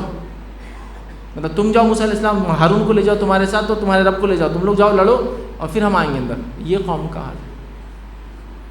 اللہ نے جب زمین دے دی, لڑائی کے بعد نہیں ملی زمین, 40 سال سزا کے بعد ملی, ابھی پوائنٹ آئیں گا, دے دی تو کہا سجدہ کرتے ہوئے گھسو. تو سجدہ کرتے ہوئے نہیں گھستے ہوئے الٹے گھس رہے ہیں ایسے. ناشکری مطلب ایسی تھی کہ جس کو کہیں گے نا ایک دم کوٹ کوٹ کر بھری. تو یہ سب. تو کہا پھر جاؤ لو قوم سے. تو کہا جبار قوم ہے. اب اللہ نے کہا نہیں اب تو لینا پڑے گا تم کو, تم نے جو کہا یہ نعمت بند وہ لو. جب وہ لینے تو جنگ لڑنے کی ہمت نہیں, اپنے آپ کو جو ہے ختم کرنے کی ہمت نہیں.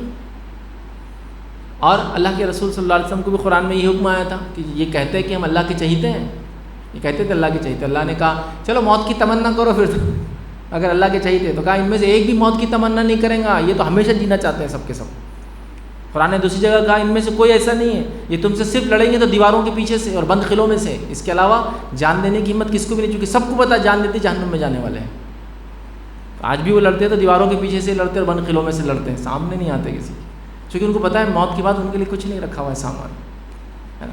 تو بہرحال تو اب ہم نہیں لڑیں گے. بہرحال اللہ نے نعمتیں بند کر دی, جاؤ کہا لڑو. اور اس کے بعد جب انہوں نے لڑنے کا انکار کیا تو اللہ رب العزت نے اس کے بعد 40 سال کی سزا سنائی ان کو. سزا کیا سنائی, کہا کہ جاؤ ریگستان میں گھومو 40 سال تک. اور مفسرین نے یہ لکھا کہ وہ 40 سال تک پورے ریگستان میں نہیں گھومے, وہ ایک خطے میں ہی گھومتے تھے. پرابلم یہ تھا کہ ان کو لگتا تھا وہ کہیں جا رہے ہیں. اللہ نے سزا دی ان کو یہ 40 ایئرس تک ایک چھوٹے سے علاقے میں گھومے وہ, لیکن ان کو لگا وہ بہت ٹریول کر رہے ہیں, لیکن وہ وہاں سے ہلے ہی نہیں کبھی. اللہ نے ایسی سزا دی ان کو.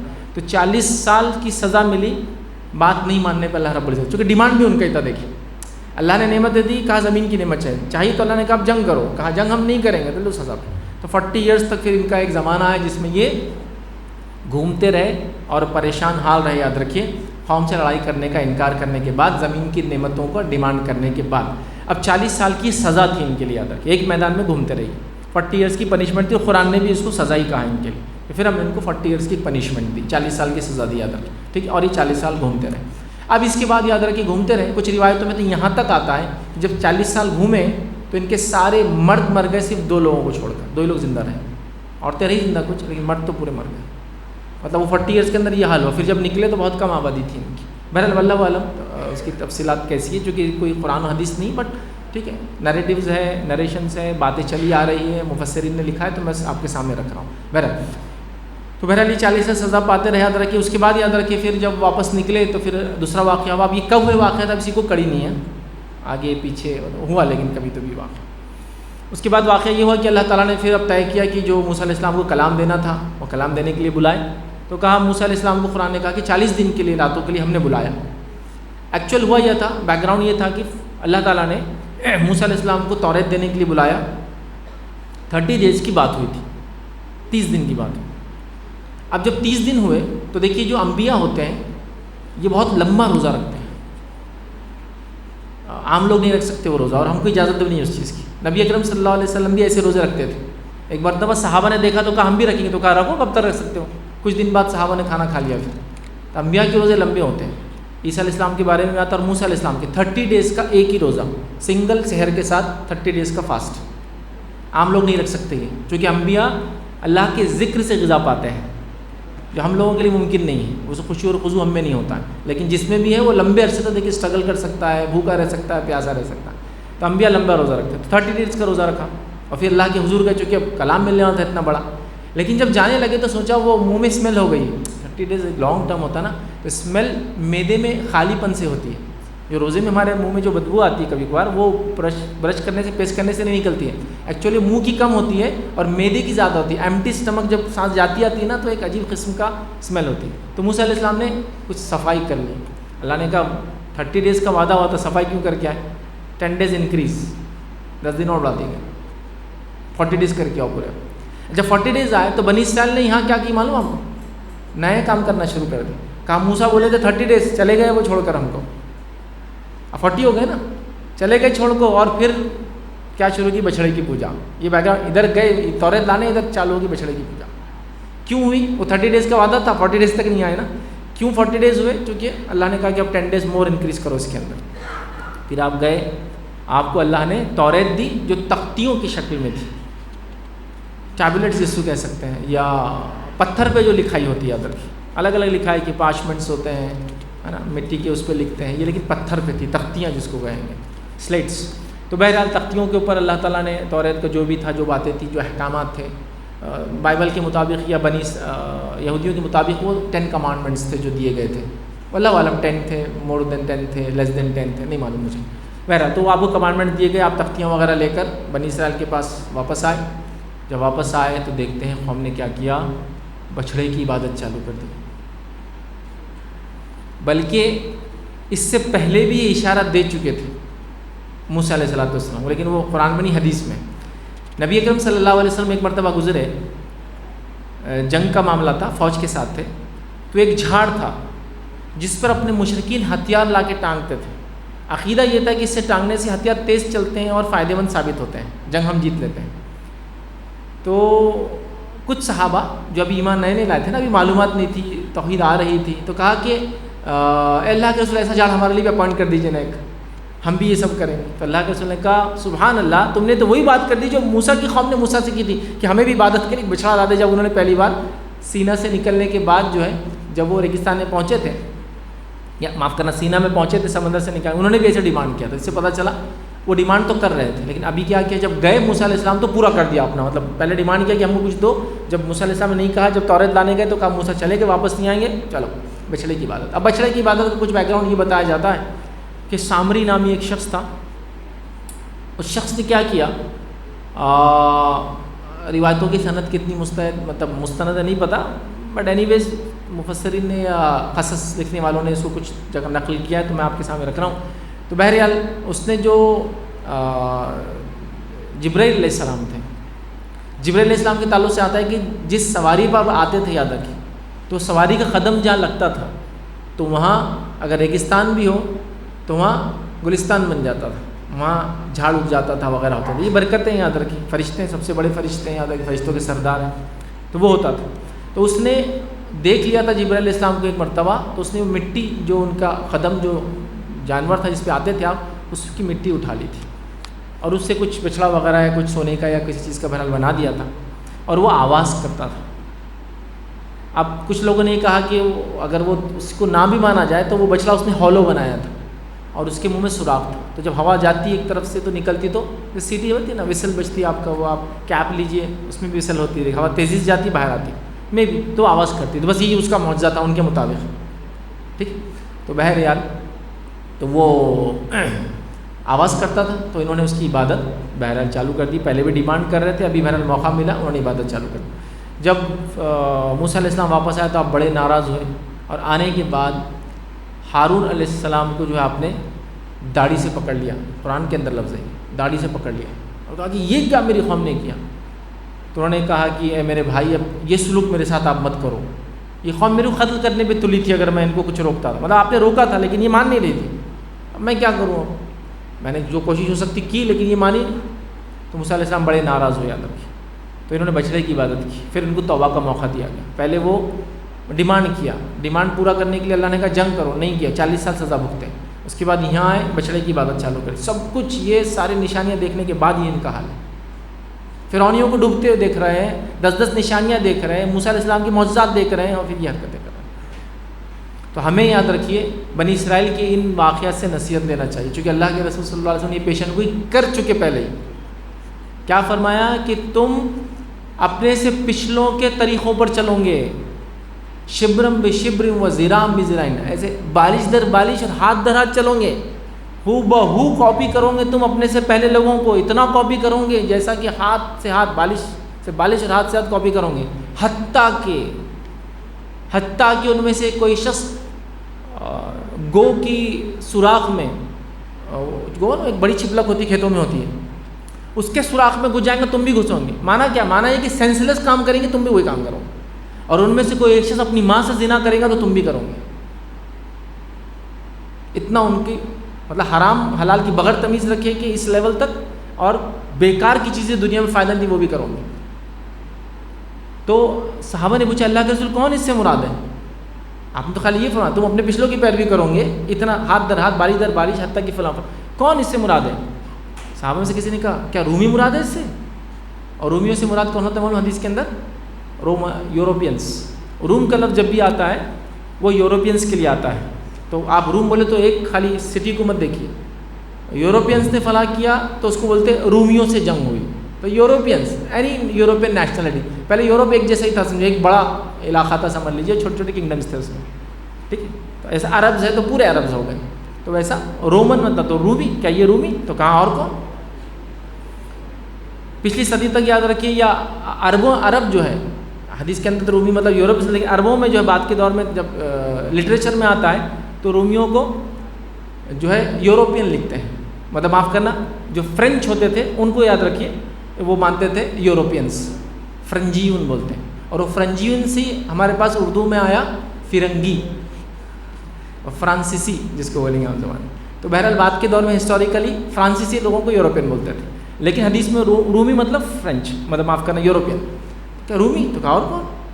ایک روایت فرمایا کیا اہل کتاب؟ تو کہا اور کون؟ تو ہم اہل کتاب کی پیروی کرنے والے ہیں اور رومیوں کی پیروی کرنے والے, ہو بہو یوروپینس کی. اور ابھی تو سبھی کر ہی رہے ہیں, ہر چیز میں کر رہے ہیں. ٹھیک ہے, اس برائی تک نہیں پہنچے. کھانا پینا اٹھنا بیٹھنا سونا جاگنا پہننا اوڑھنا سب ادھر ہی اسی ٹرینڈ پہ چالو ہے وغیرہ. ہاں جو حلال چیزیں وہ تو کر سکتے ہیں آپ کسی کی بھی, لیکن حرام چیزوں کو بھی اپنایا جا رہا ہے. ٹرینڈز, فیشن, زندگی جینے کا طریقہ, اور اس کو آپ عام زبان میں بولتے ہیں لائف سٹائل. لائف سٹائل نہیں کرنا پڑتا ہے یہ سب چیزیں بہرحال. تو یہ پہلے پیشن گوئی کر چکے تھے, تو ان سے ہمیں نصیحت حاصل کریں. یہ سب حرکتیں کر چکے ہیں اور سزائیں بھگت چکے اور بھگت رہے ہیں اندر کی بہرحال. تو اب یہ ہوا یاد رکھیے موسیٰ علیہ السلام کا. اب جب موسیٰ علیہ السلام لانے گئے تھے جہاں بچڑے کی عبادت بھی چالو ہو گئی, سزا بھی ان کو ملی, اسی وقت ایک واقعہ اور ہوا. جب موسیٰ علیہ السلام نے اللہ سے پھر بات کی, وہ جو 40ویں دن پہنچے تو ایک ڈیمانڈ کر دیا. گزارش بھی بول سکتے ہیں, لیکن موسیٰ علیہ السلام کی شخصیت کو دیکھتے ہوئے میں ڈیمانڈ بھی بول سکتا ہوں. آپ کی شخصیت ایسی تھی کہ آپ مطلب سمجھے نا, اللہ آپ سے سیدھے بات کر رہا ہے. اسپیشل پریویلیج تھا آپ کو.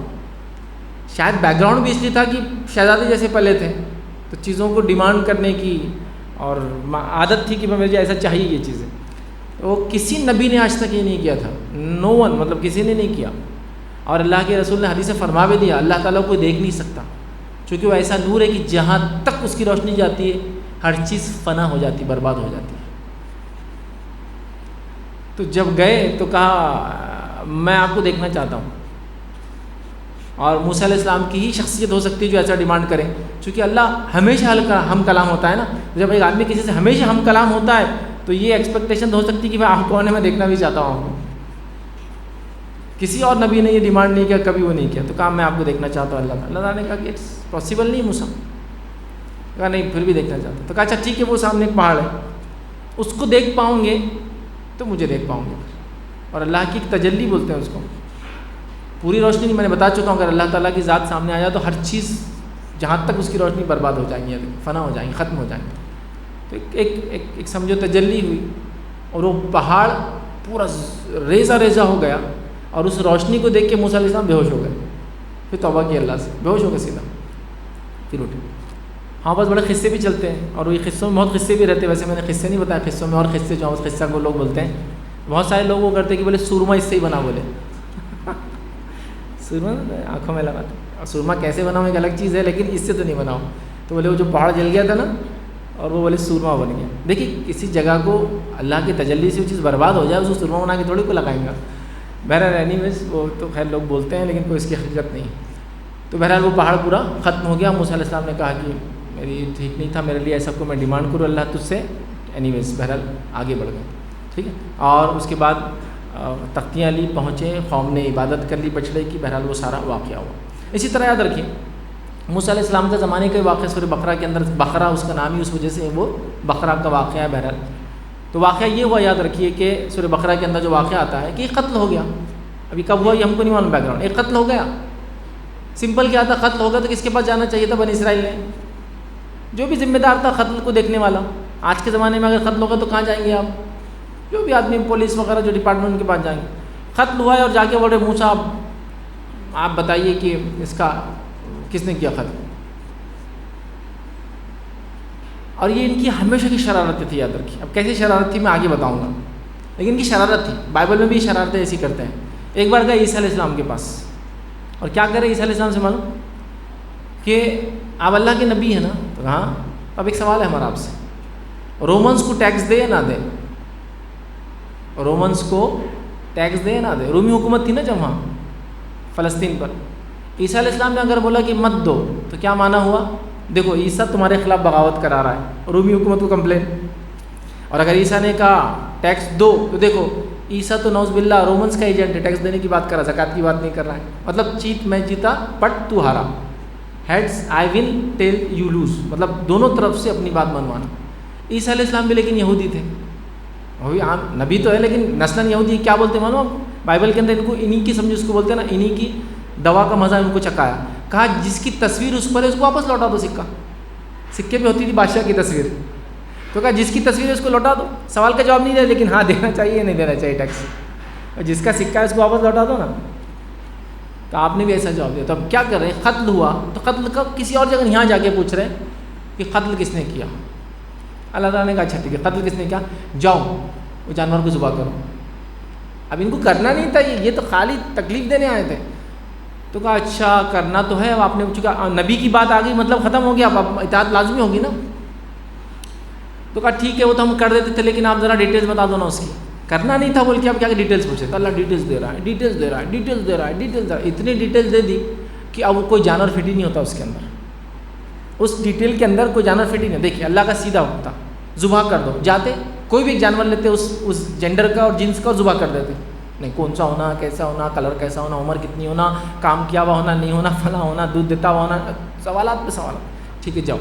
اب ہوا یہ کہ کوئی جانور فٹ ہی نہیں ہوتا اس میں. اب اللہ کا حکم ہے.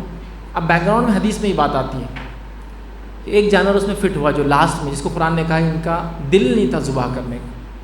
بیک گراؤنڈ کیا تھا؟ ایک شخص تھا، اس نے اپنی حلال روزی سے ایک جانور پالا تھا اور اس کا ایک لکڑہارا تھا، اس کی بیوی، ایک بیٹا تھا. اس کے انتقال سے پہلے اس نے ایک جانور پال لیا تھا. انتقال ہونے کے بعد بیوی اور اس کا بیٹا بہت چھوٹا تھا، وہ جانور کو پال نہیں سکے. کہاں سے کھلائیں گے؟ ماں نے کہا بیٹے سے بیٹا جانور کو چھوڑ دو، تمہارے باپ نے حلال رزق کمایا ہے، اللہ ضائع نہیں کرے گا، چھوڑ دو، چونکہ ابھی پال نہیں سکتے، اللہ اس کو واپس لوٹا دے گا. جانور چلنے چلا گیا جنگل میں، چلتا رہا وہ جانور، بڑا ہو گیا. یہ بیک گراؤنڈ چل رہا، بنی اسرائیل کے سوالات ادھر چل رہا ہے. یہ پتہ نہیں سالوں پہلے سے اللہ تعالیٰ نے بیک گراؤنڈ بنایا ہوا ہے. جانور ریڈی ہو کے واپس آیا. جب ریڈی ہو کر واپس آیا ان کے پاس، اور بنی اسرائیل ڈھونڈتے ڈھونڈتے پہنچی ان کے پاس. ابھی ڈھونڈ رہی نا ہر جگہ وہ جانور، اور یہی جانور وہ کرائٹیرین فٹ ہوتا ہے جو کس کا ہے؟ ایک ایماندار شخص کا. تو اس سے پتہ چلا حلال روزی کو اللہ کبھی ضائع نہیں کرتا، ریٹرن آتی ہے. جانور چھوٹا تھا جنگل میں چھوڑ دیا گیا، حلال تھا اس کا تھا، بڑا ہو کر واپس آیا، چونکہ مجبور ہو گئے تھے نا بیچارے، پال نہیں سکتے تھے. اب جب آیا تو بنی اسرائیل پہنچ گئے، کہا کہ جانور فٹ ہوتا ہے جو اللہ نے ڈسکرپشن دیا ہم کو دے دو. بیوی نے کہا شوہر کی آخری نشانی ہے، یہ تو نہیں ملے گا. تو کہا کیا ہونا آپ کو ہم دینے کے لیے ریڈی ہیں. تو اس عورت نے یہ سوچ کر یہ کہہ دیا کہ شاید یہ پورا نہیں کریں گے ڈیمانڈ، جتنا جانور کا وزن ہے اتنا سونا چاہیے. ہوتا ہے ایسا. اب آپ کو بول رہے گھر بیچیے، آپ کا نہیں بیچنا، بیچو آپ کا نہیں بیچنا. تو آپ کا گھر کا قیمت ہے 100 روپیہ، آپ بول رہے 50,000 روپیہ. سمجھے نا، مطلب آپ کو بیچنا نہیں. جب یہ کہا تو بنی اسرائیل کو تو وہ اب اللہ کا حکم تھا ذبح کرنا. تو انہوں نے کہا ٹھیک ہے جانور کے وزن کے برابر دیں گے سونا. ختم. اب دینا ہی پڑا اس عورت کو، لیکن ذبح تو کیا لیکن دل نہیں تھا، چونکہ پوری مال دولت چلے گی اس کو خریدنے کے اندر. تو اللہ تعالیٰ کیا کرتا ہے معلوم آپ کو؟ انبیاؤں کی موجودگی میں، یہ بات یاد رکھیے، انبیاؤں کی موجودگی میں بیجا سوال کرنے سے اللہ شریعت کو مشکل کر دیتا ہے. انبیاؤں کی موجودگی میں آپ میرے سے سوال کرنے کو مت ڈریے. لوگ کیا کرتے ہیں دین میں سوال نہیں کرنا. کیوں؟ دین میں سوال، بیجا سوال نبیوں سے نہیں کرنا، چونکہ ان پہ شریعت اترتی ہے. لیکن ایک دوسرے سے سوال نہیں کرنا بولے تو پھر تو دین کی بنیاد، سمجھ کی بنیاد، عقل کی بنیاد، اور جس کو بولتے ہیں نا نالج کی سٹارٹ اس سے ہوتی، سوال سے. وہ کیسا ہم بولیں گے چھین لیں گے کسی حق کی. دین میں سوال، دین میں انبیاؤں سے بیجا سوال نہیں کرنا چاہیے. اب نبی چلے گا آپ صلی اللہ علیہ وسلم، آپ سوال کیجیے، آپ جتنے کرنا ہے وہ with in reason and logic رہیں گے، شریعت پہ اس سے کوئی فرق نہیں پڑتا ہے. تو بہرحال نبی سے خامخواہ سوال کیا کیسا کیا یوں تیوں اللہ نے مشکل کر دیا، جانور ذبح کیا، جانور کے وزن کے برابر ان کو سونا دینا پڑا، اس لیے ان کا دل نہیں تھا. تو یہ بھی ایک سزا تھی اللہ تعالیٰ کو کی طرف سے ان لوگوں کو. اس کے بعد یاد رکھیے، بس آخری واقعے کی طرف ہم بڑھ رہے ہیں، بہرحال بات ختم ہوگی، ٹھیک ہے. اور واقعہ یاد رکھیے دولت کے پجاری کا، قارون کا. یہ واقعہ بھی موسیٰ علیہ السلام کی زندگی میں ہوا. وہ دولت کا بہت بڑا پجاری تھا اور وہ دولت کو سب کچھ سمجھتا تھا، ٹھاٹ باٹ عیش عشرت، زمین اور سلطنتیں ملی تھیں.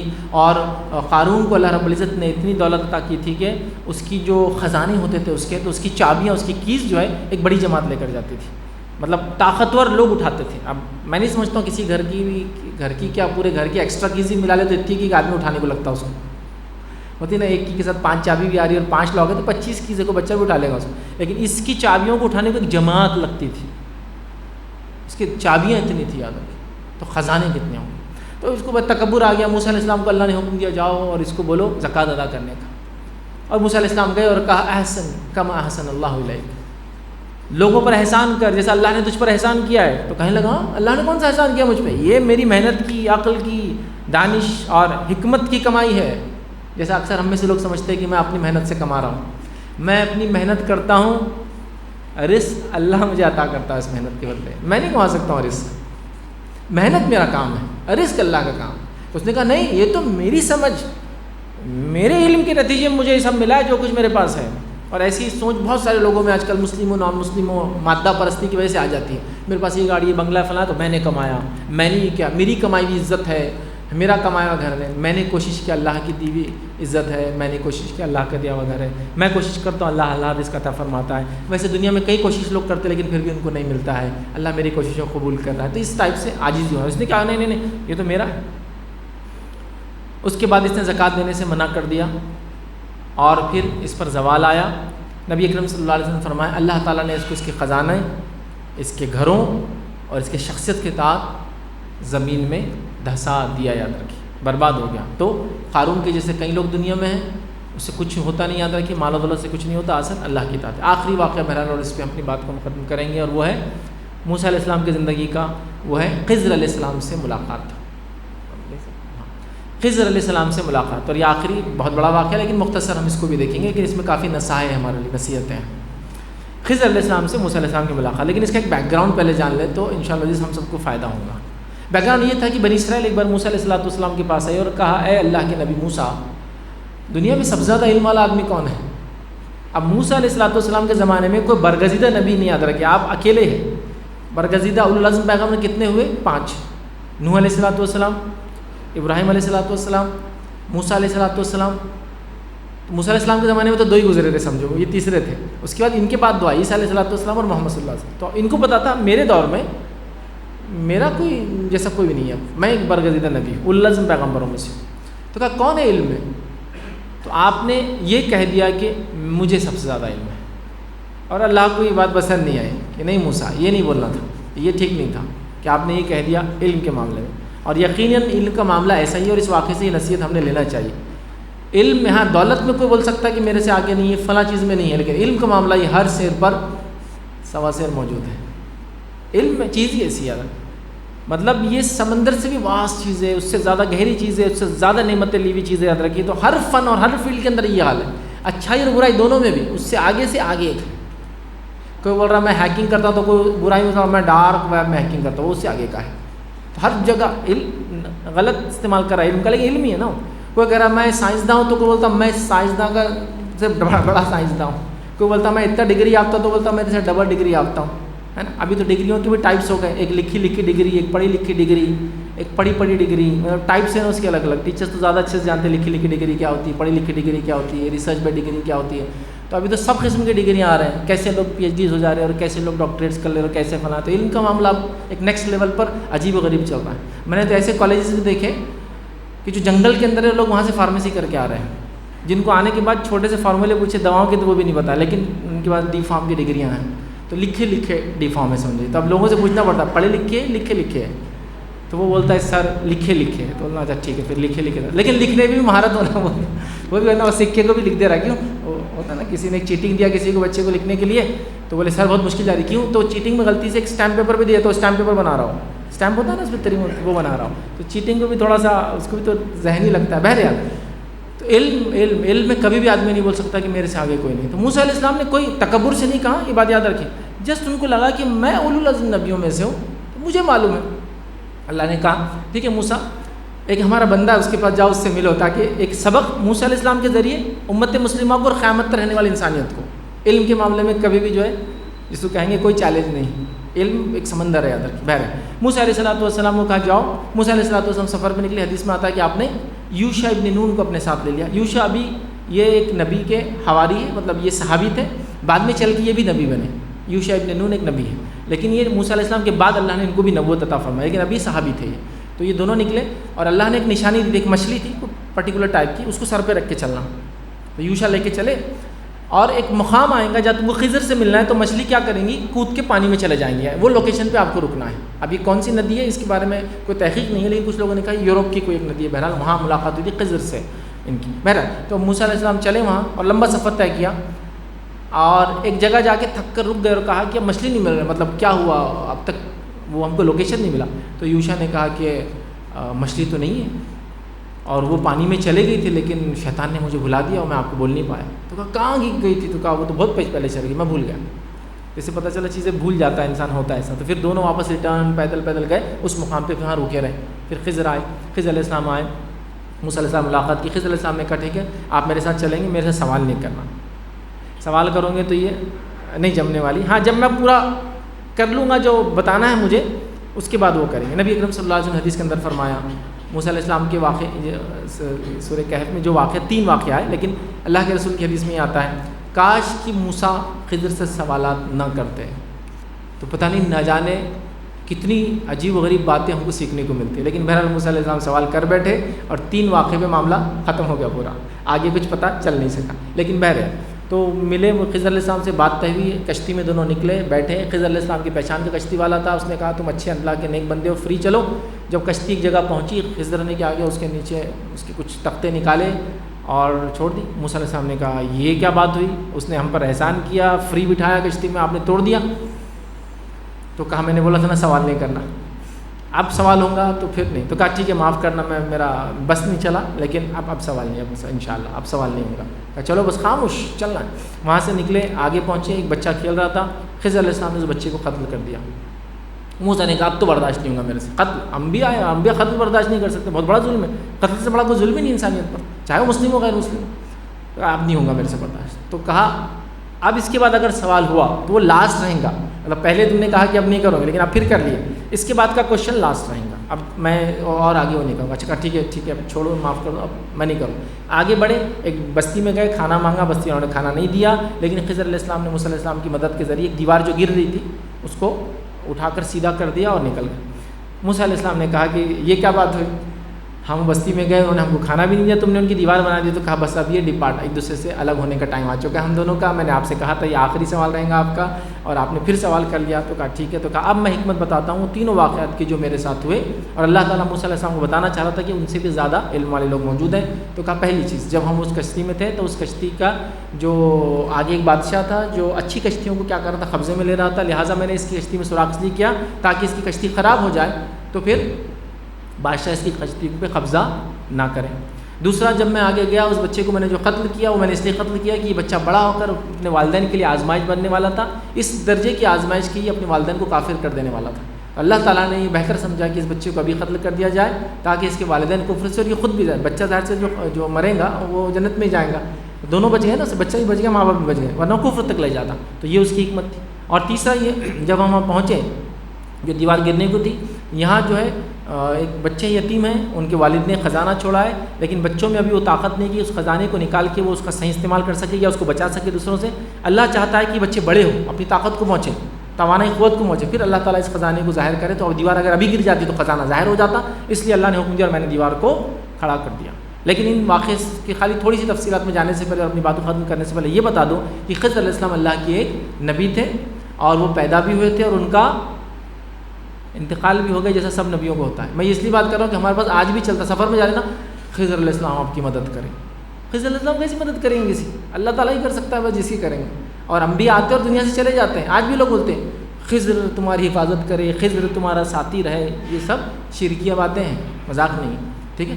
ہاں خضر کا کام کرو، اردو میں جو بولتے ہیں نا اچھے کام کرو، سوشل ورک کرو، اچھائی کا کام کرو، یہ معنی ہے. بٹ خضر علیہ السلام کو کوئی آواز دینا چاہیے. تو لوگ جنگل میں، میں نے سنا کہ جنگل میں اگر پھنس گئے نا تو خضر علیہ السلام کو آواز دینا مدد کے لیے، وہ شرک ہے. صرف مدد کے لیے اللہ کو آواز دینا ہے، خضر کو نہیں. بہرحال تو خضر علیہ السلام نبی تھے اللہ کے ایک نبی تھے جن کو اللہ نے خاص معجزہ دیا تھا، اور یہ سب چیزیں اللہ کے ان سے ایڈوانس پہلے سے کر دیتے تھے. اب یہاں جو سیکھنے کا لیسن ہے بڑا اچھا لیسن ہے، اس کو ہمیشہ ذہن میں رکھیے. یہ ہر انسان کو، ہر مسلمان کو زندگی کے ہر مرحلے میں کام آئے گا. وہ ہے تقدیر. اب تقدیر کہاں ہے اس میں تقدیر. آپ جا رہے ہیں کہیں، آپ کی گاڑی خراب ہو گئی، اب آپ کوسنا چالو کرے تقدیر، میرے ساتھ ہی ہونا تھا کیا، اللہ نے مجھے یہ کرنا تھا کہ آج تو انٹرویو تھا، آج تو فلائٹ تھی. تقدیر. اب یہ آدمی نے اگر اللہ کا شکر ادا کیا ہوگا کشتی کے ٹوٹنے پر کہ چلو اللہ کی طرف سے ٹیسٹ ہے کشتی کا ٹوٹنا، تو آخرت میں بھی اجر مل گیا، دنیا بھی اجر مل گیا. اور اللہ نے مصیبت سے بچا لیا نا اس کو، اسی کشتی پوری جانے والی تھی تو خالی تھوڑے نقصان پہ بچ گیا ہو. سمجھ رہے ہیں؟ زندگی میں میرے اور آپ کے ایسے کئی لائف میں انسٹنسز اور پوائنٹس آتے ہیں جہاں میں اس تقدیر کو کوس رہا ہوں، پڑوسیوں کو کوس رہا ہوں، لوگوں کو کوس رہا ہوں، حالات کو کوس رہا ہوں. میں یہ نہیں کر رہا ہوں کہ اللہ نے یہ میرے لیے بیسٹ چنا، حالانکہ ناؤ میں سوراخ ہو گیا، ناؤ ڈوب رہی ہے، لیکن ناؤ مکمل نقصان سے بچ گئی. یہ ہم نہیں سوچتے. تقدیر کا بہت امپورٹنٹ لیسن ہے. اسٹوڈنٹس کے لیے ہے، ینگسٹرس کے لیے، بچوں کے لیے، بڑوں کے لیے، بوڑھوں کے لیے، غریبوں کے لیے، مالداروں کے لیسن ہے. دوسرا بچے کی موت، یہ مالی نقصان ہو گیا. دوسرا جانی نقصان. ہمارے پاس یہ چیز ہونا، ارے ان کو 50 بچے وہ مرتے نہیں، ہمارا ایک بچہ تھا مر گیا. اللہ کو پتہ ہے اس کے پیچھے کیا حکمت ہے، اسی کو پتہ ہے اس کی موت کی. دیکھیے مومن کی موت کے بھی فائدے ہیں. اس کی موت کے سب سے بڑا فائدہ یہ کہ آزمائش سے بچ گیا دنیا کی باقی. آپ سمجھے نا؟ تو کئی فائدے اس کی بھی، نقصان نہیں ہوتا کسی چیز میں. مومن کے لیے ہر چیز نفع پہنچے. صرف سوچنے کا نظریہ، اینگل چینج کیجیے. آپ نے کوشش کی، اس کے بعد آپ فیل ہو گئے، اس میں بھی کامیابی آپ کے لیے. کوشش کے بعد بول رہا ہوں، وہ فالتو کا نہیں بول رہا ہوں کہ کچھ نہیں کر کے بول رہے ہیں، وہ تو سب نکمے لوگوں کی باتیں ہیں. آپ نے مکمل کوشش کرنے کے بعد ہوتا ہے ناکامی حاصل ہوتی ہے لوگوں کو. صرف ایگزام کے رزلٹ کے پاس اینڈ فیل کے نہیں، آپ نے بڑی محنت کے لیے گھر نہیں بنا سکے، ٹھیک ہے، ناکامی ہے نا آپ کے لیے، کچھ نہیں ہوتا اس سے. آپ بولیے یہ اللہ کی طرف سے تھا، میں راضی ہوں اللہ اس میں، مجھے کوئی مسئلہ نہیں اس سے، کچھ نہ کچھ فائدہ. تو اب یہ بچہ مر گیا، اس کے والدین آخرت میں کیا پوچھنے والے اللہ سے؟ اور جب معلوم ہوگا جواب تو کتنے خوش ہو جائیں گے نا. دنیا میں اگر یہ ایمان والے ہوں گے تو، اور ایمان والے تھے ہی، ظاہر سی باتیں ہو، مطمئن ہو گئے کہ چلو اللہ نے دی تھی اولاد، اللہ نے لے لی، یہ اس کے لیے خیر تھا، اس کے لیے بہرحال میرے لیے بھی اچھا تھا، ہو گیا اچھا، مطمئن ہو گئے، اللہ نے اس کو اجر بھی دے دیا، فائدہ بھی دے دیا. لیکن جزا فضا کرے ہمارے ساتھ ہی ہونا تھا، کیا فلاں ہونا تھا، کہ یہ ہونا تھا. آخرت میں جب دیکھیں گے تو کتنے شرمندہ ہو جائیں گے کہ اللہ نے ہمارے فائدے کے لیے اس کو ختم کروایا. تو اللہ کی حکمت میں اور آپ نہیں جانتے. تو تقدیر پر ایمان کی کمزوری کی وجہ سے آج اکثر مسلم نوجوان لڑکے اور لڑکیاں مرتد ہو رہے ہیں. یہ سب سے کاز ہے میں. اور ہمارے پاس دوسرا مسئلہ یہ کہ سوال نہیں کر سکتے. ارے فلاں صاحب تقدیر پہ ایمان کیا ہے؟ تمہارے باپ نے نہیں پوچھا کبھی اس پر، تم بھی نہیں پوچھنا. لیکن تقدیر پہ ایمان کا ایمان پیچیدہ مسئلہ ہے، بات نہیں کرنا. لیکن کیا ہو رہا ہے اس کو معلوم، وہ بیمار ہے. تو بول رہے اللہ ایسا کیسا ظالم بیمار کرتا، اس کو بتانا پڑے گا. نہیں اللہ ظالم نہیں، تیرے گناہوں کی جھڑتی کروا رہا ہے، مالی آزمائش سے گزروا رہا ہے، ٹیسٹ لے کے تجھے بڑے درجات دینا چاہتا ہے. آپ کو معلوم اللہ تعالیٰ انبیاؤں کو کیوں اتنی تکلیفیں دیتا ہے، نیکوکاروں کو کیوں تکلیف دیتا ہے؟ آپ نیکی کر کر کس درجے کو پہنچیں گے؟ تو انبیاؤں کو اللہ نیکی کے ذریعے بھی درجہ دیتا ہے اور تکلیف پہنچا کے بھی ان کے ایلیویٹ کر دیتا ہے مقامات کو. دونوں طرف سے ایلیویشن ملتا ہے مومن کو. گناہ جب اس کو تکلیف ہوتی ہے اس سے بھی اس کے درجات بلند ہوتے ہیں نا. تو ایک انسان نے ساری زندگی نیکی کی تو درجات کا ایک لیول ہی پائیں گا، لیکن جب اس کو تکلیف اور آزمائش آتی ہے نا ڈبل اس کا ہو جاتا ہے. اور کون نہیں چاہتا دنیا میں ایسا ہو کہ انکم پہ ڈبل انکم ہو، ایکسٹرا انکم ہو، یہ ہو وہ ہو، ویسے ہی ہو. سمجھتے نہیں. تو یہاں تقدیر پر ایمان کا واقعہ ہے. تیسرا واقعہ وہ بچوں کا، جس میں یہ پتہ چلتا ہے کہ والدین کی نیکی کا اجر ان کے بچوں کو ملتا ہے. نیکی رائے گاہ نہیں جاتی. والدین نیکی کی تھی کہ تو قرآن میں فرما وابو صالح، کہ ان کے والد نیک انسان تھے ان بچوں کو. تو پتہ چلا والدین کی نیکی کا بدلہ بچوں کو ملتا ہے. اسی لیے ہر آدمی نیکی کرنا چاہیے. آپ کی نیکی کا بدلہ بچوں کو ملے گا، اور آپ کے گناہوں کے نحوست کا اثر بھی بچوں پہ آتا ہے. اس کا بدلہ نہیں ملتا ہم کو، لیکن یاد رکھیں اثر.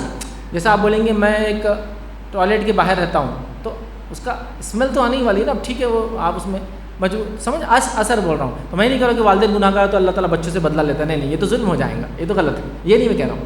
لیکن نحوست کا اثر تو آتا ہے، لیکن نیکی کا ڈائریکٹ بدلہ ملتا ہے. یہ بات یاد رکھیے، ڈائریکٹ بدلہ. تو یہ نیک والد تھے، ان کو بدلہ ملا یاد رکھیے اس کا تقدیر کا لیسن. اور آخری بات ختم کریں گے وہ ہے موسیٰ علیہ السلام کی وفات, چونکہ پیدائش سے بات شروع کی تھی. نبی اکرم صلی اللہ علیہ وسلم فرماتے ہیں حدیث کے اندر 2-3 الگ ایک روایت میں آپ نے فرمایا کہ کاش میں تمہارے ساتھ کبھی بیت المقدس جاتا, صحابہ سے کہا, تو میں تم کو بتاتا کہ ایک ٹیلے کے بازو موسیٰ علیہ السلام کی قبر موجود ہے. تو اللہ کے رسول وہ قبر جانتے تھے کہاں ہے, اور آپ نے اشارہ بھی کیا لیکن کبھی بتا نہیں پایا کہاں ہے. تو اس سے لیکن یہ پتہ چلا کہ آپ بیت المقدس کے بڑے قریب ہیں. اور ایک روایت کے اندر یہ الفاظ ہے کہ جب موسیٰ علیہ السلام کی موت کا وقت قریب آیا تو آپ نے کہا کہ مجھے کیا کر اللہ بیت المقدس سے قریب کر, اتنا قریب کر کے بس ایک اسٹون پتھر پھینکنے کے ڈسٹینس پہ رکھو, اس سے زیادہ دور نہیں. تو اللہ نے کہا ٹھیک ہے, تو آپ کو قریب کر دیا بیت المقدس کے. تو آپ کہیں نہ کہیں مسجد اقصیٰ کے اطراف میں مدفون ہے. کہاں ہم کو اس کی ڈیٹیلس بہرحال نہیں معلوم, ٹھیک, جہاں بھی یہ محفوظ ہے اور مکمل طور سے ہے, لیکن کہاں ہم نہیں جانتے اس کو. اسی طرح نبی اکرم صلی اللہ علیہ وسلم فرمایا, مختلف روایت ہے, اس میں ایک روایت میں یہ الفاظ ہے, مفہوم بہرحال میں رکھ رہا ہوں, کہ نبی اکرم صلی اللہ علیہ وسلم فرماتے ہیں کہ ملک الموت آئے اللہ تعالیٰ کے پاس اور کہا کہ اللہ وہ موسیٰ مرنے کا نہیں بول رہے, میں گیا ان کے پاس اور مرنے کا نہیں بول رہا. اور میں نے آپ کو شروع میں کہا تھا یہ موسیٰ علیہ السلام کے ساتھ ہی ہو سکتا ہے بس, اور کسی کے ساتھ نہیں ہو سکتا ہے. اللہ کو دیکھنے کا ڈیمانڈ کرتے ہیں, نبوت لینے سے انکار کرتے ہیں, دوسرے اپنے بھائی کو نبی بنانے کے ڈیمانڈ کرتے ہیں, نبوت سے پہلے اپنے کنڈیشنز پورے کرواتے ہیں, موت سے پہلے وہ چوائس رکھتے ہیں اپنی. یہ کسی میں یہ خصوصیت نہیں ہے, اور یہ موسیٰ علیہ السلام کی واحد شخصیت کی خصوصیت ہے. شاید یہ ان کے جلالی مزاج کا, یا اس کو عام زبان میں کہتے ہیں ضد پسند مزاج تھا آپ کا, کوئی چیز پہ اڑ جاتے تھے, اس کا بہرحال نتیجہ تھا. لیکن اللہ نے اس ڈیمانڈ کو پورا بھی کیا, چونکہ اللہ کے محبوب بندے تھے آپ, تو آنا نہیں چاہتے. میں نے ان کو اللہ تعالیٰ نے کہا اچھا ٹھیک ہے ویسا مت کرو, آپ پھر سے جاؤ اور جا کر کہو کہ ایک جانور پر ہاتھ پھیرو موسیٰ, جتنے بال لگے اتنے سال کی زندگی واپس دے دوں گا. فرشتہ آیا کہا کہ اللہ تعالیٰ فرماتا ہے کہ آپ ایک جانور پہ ہاتھ پھیرو, جتنے بال لگیں گے اتنے سال کی عمر دے دوں گا. تو موسیٰ نے کہا پھر اس کے بعد کیا؟ تو کہا موسیٰ اس کے بعد پھر انتقام موت ہے. تو جانے تو پھر ابھی لے کے چلو. تو اس سے موسیٰ علیہ السلام کے نیچر میں ایک ضد تھی ادر کی, آپ سمجھیں نا, مطلب ڈیمانڈ کرتے تھے اللہ تعالیٰ سے, ایکسپیکٹ کرتے تھے کہ اللہ تعالیٰ میرے ساتھ ایسا کرے جو دیگر انبیاء میں ہم کو ملتی بھی نہیں ادر کی بہرحال, ٹھیک ہے. تو لہٰذا یہ ہوا. ایک روایت کے اندر ہے کہ موت کا فرشتہ آیا اور بغیر دستک کے آ گیا, جیسے سب کے پاس آتے ہیں, دستک کس کو دیتے ہیں, سب کے پاس آتے ہیں, جب بغیر دستک کے آ گیا لیکن ہیومن فارم میں آیا تھا, تو موسیٰ علیہ السلام نے بہت زناٹے دار چماٹا مار دیا. چونکہ اس شریعت میں اس شریعت میں حکم سیم ہے, بلا اجازت کو گھر میں جھانک یا داخل ہو تو آپ اس کو مار سکتے ہیں.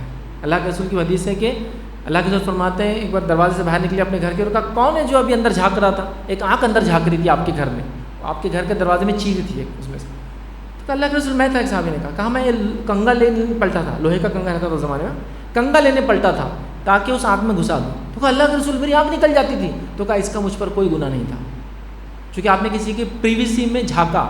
پرائیویٹ لائف میں جھانکنے کی اجازت نہیں, چاہے وہ نیک ہو چاہے گناہ گار ہو, آپ کو اجازت, مجھے اجازت نہیں ہے. اسلام نے ہر انڈیویجول کی پرائیویسی کو مقدم رکھایا تھا. تو موسیٰ علیہ السلام کے زمانے میں سیم حکم تھا, آپ ملک الموت بغیر اجازت کے آگے چکے جاتے تھے. موسیٰ علیہ السلام نے کیا کہ آنکھ میں مارا, روایت میں ان کی آنکھ نکل گئی. وہ گئے, کہا اللہ تعالیٰ موسیٰ نے تو میری آنکھ نکال دی مار کے, اور مجھ سے یہ کہہ رہے کہ میں ساتھ نہیں چلنا چاہتا ہوں آپ کے. تو کہا میں کہا جاؤ موسیٰ سے کوئی جانور پر ہاتھ پھیرے. ہاتھ پھیرنے کے بعد جتنے بال لگیں گے اللہ تعالیٰ ان کو اتنی زندگی ہے کہ ہر بال کے بدلے دیں گا. ملک الموت آئے, کہا کہ اللہ فرماتا ہے جانور پہ ہاتھ پھیرو, جتنے بال لگیں گے اتنے سال کی زندگی دوں گا. موسیٰ علیہ السلام نے کہا اس کے بعد کیا؟ کہا پھر موت ہے. تو کہا پھر چلو مرنا تو ہے, ابھی لے کر چلو. اور پھر آپ کی وفات ہوئی. لیکن وفات سے پہلے آپ نے یہ گزارش کی تھی, حدیث میں بھی الفاظ ہے کہ مجھے اتنے نزدیک کرنا کہ ایک پتھر پھینکنے کے ڈسٹینس پر مسجد اقصیٰ سے رکھنا. اللہ نے اس بات کو پورا کیا اور وہاں آپ کو مطلب موت دی جہاں مسجد اقصیٰ سے بڑے قریب تھے, اور یہ آپ کی وفات پر یہ واقعہ بل ختم ہوا. تو موسیٰ علیہ السلام کی زندگی سے بہت سارے اسباق, نصائح, نصیحتیں اور بہرحال چیزیں ہم نے سیکھی. امید کرتا ہوں میں نے کوشش کی کہ ہر جگہ ہمارے لائف سے اس کو جوڑوں کہیں نہ کہیں, ایک پوائنٹ پہ کہ کہاں ہمارے لائف سے واقعہ جڑتا ہے. کوشش کی تاکہ تھوڑا سا واقعہ ریلیونٹ ہو جائے آج کے ماحول کے حساب سے, اور عمل میں انسان کی آسانی ہو. اور آپ کی سیریز ابھی انشاءاللہ اور بھی جاری رہیں گی, اور بھی واقعات قرآن کے ہمارے دیکھیں گے. اللہ رب العزت سے بہرحال دعا میں کرتا ہوں کہ اللہ سبحانہ تعالیٰ جو بھی واقعات اور قرآنی واقعات اور نیک لوگوں کے واقعات ہم سن رہے ہیں ان جیسا ہونے کی ہمیں جو توفیق عطا فرمائے, اور جو لوگ ان کے زمانے میں تھے جنہوں نے ان کے ساتھ کفر کیا اور برائی کی, اللہ تعالیٰ ان تمام سرکشیوں سے اور برائی سے ہماری حفاظت کرے. ان واقعات سے ہمیں اور ہماری آنے والی نسلوں کو انلائٹن اور جو ہے مستفیض اور گائیڈنس پانے کی جو توفیق عطا فرمائے. جب تک ہمیں زندہ رکھے, اسلام اور ایمان پر زندہ رکھے, خاتمہ ایمان پر ہو. آخر دعوانا الحمدللہ رب العالمین. سبحان ربک رب العزۃ عما یصفون وسلام علی المرسلین والحمدللہ رب العالمین.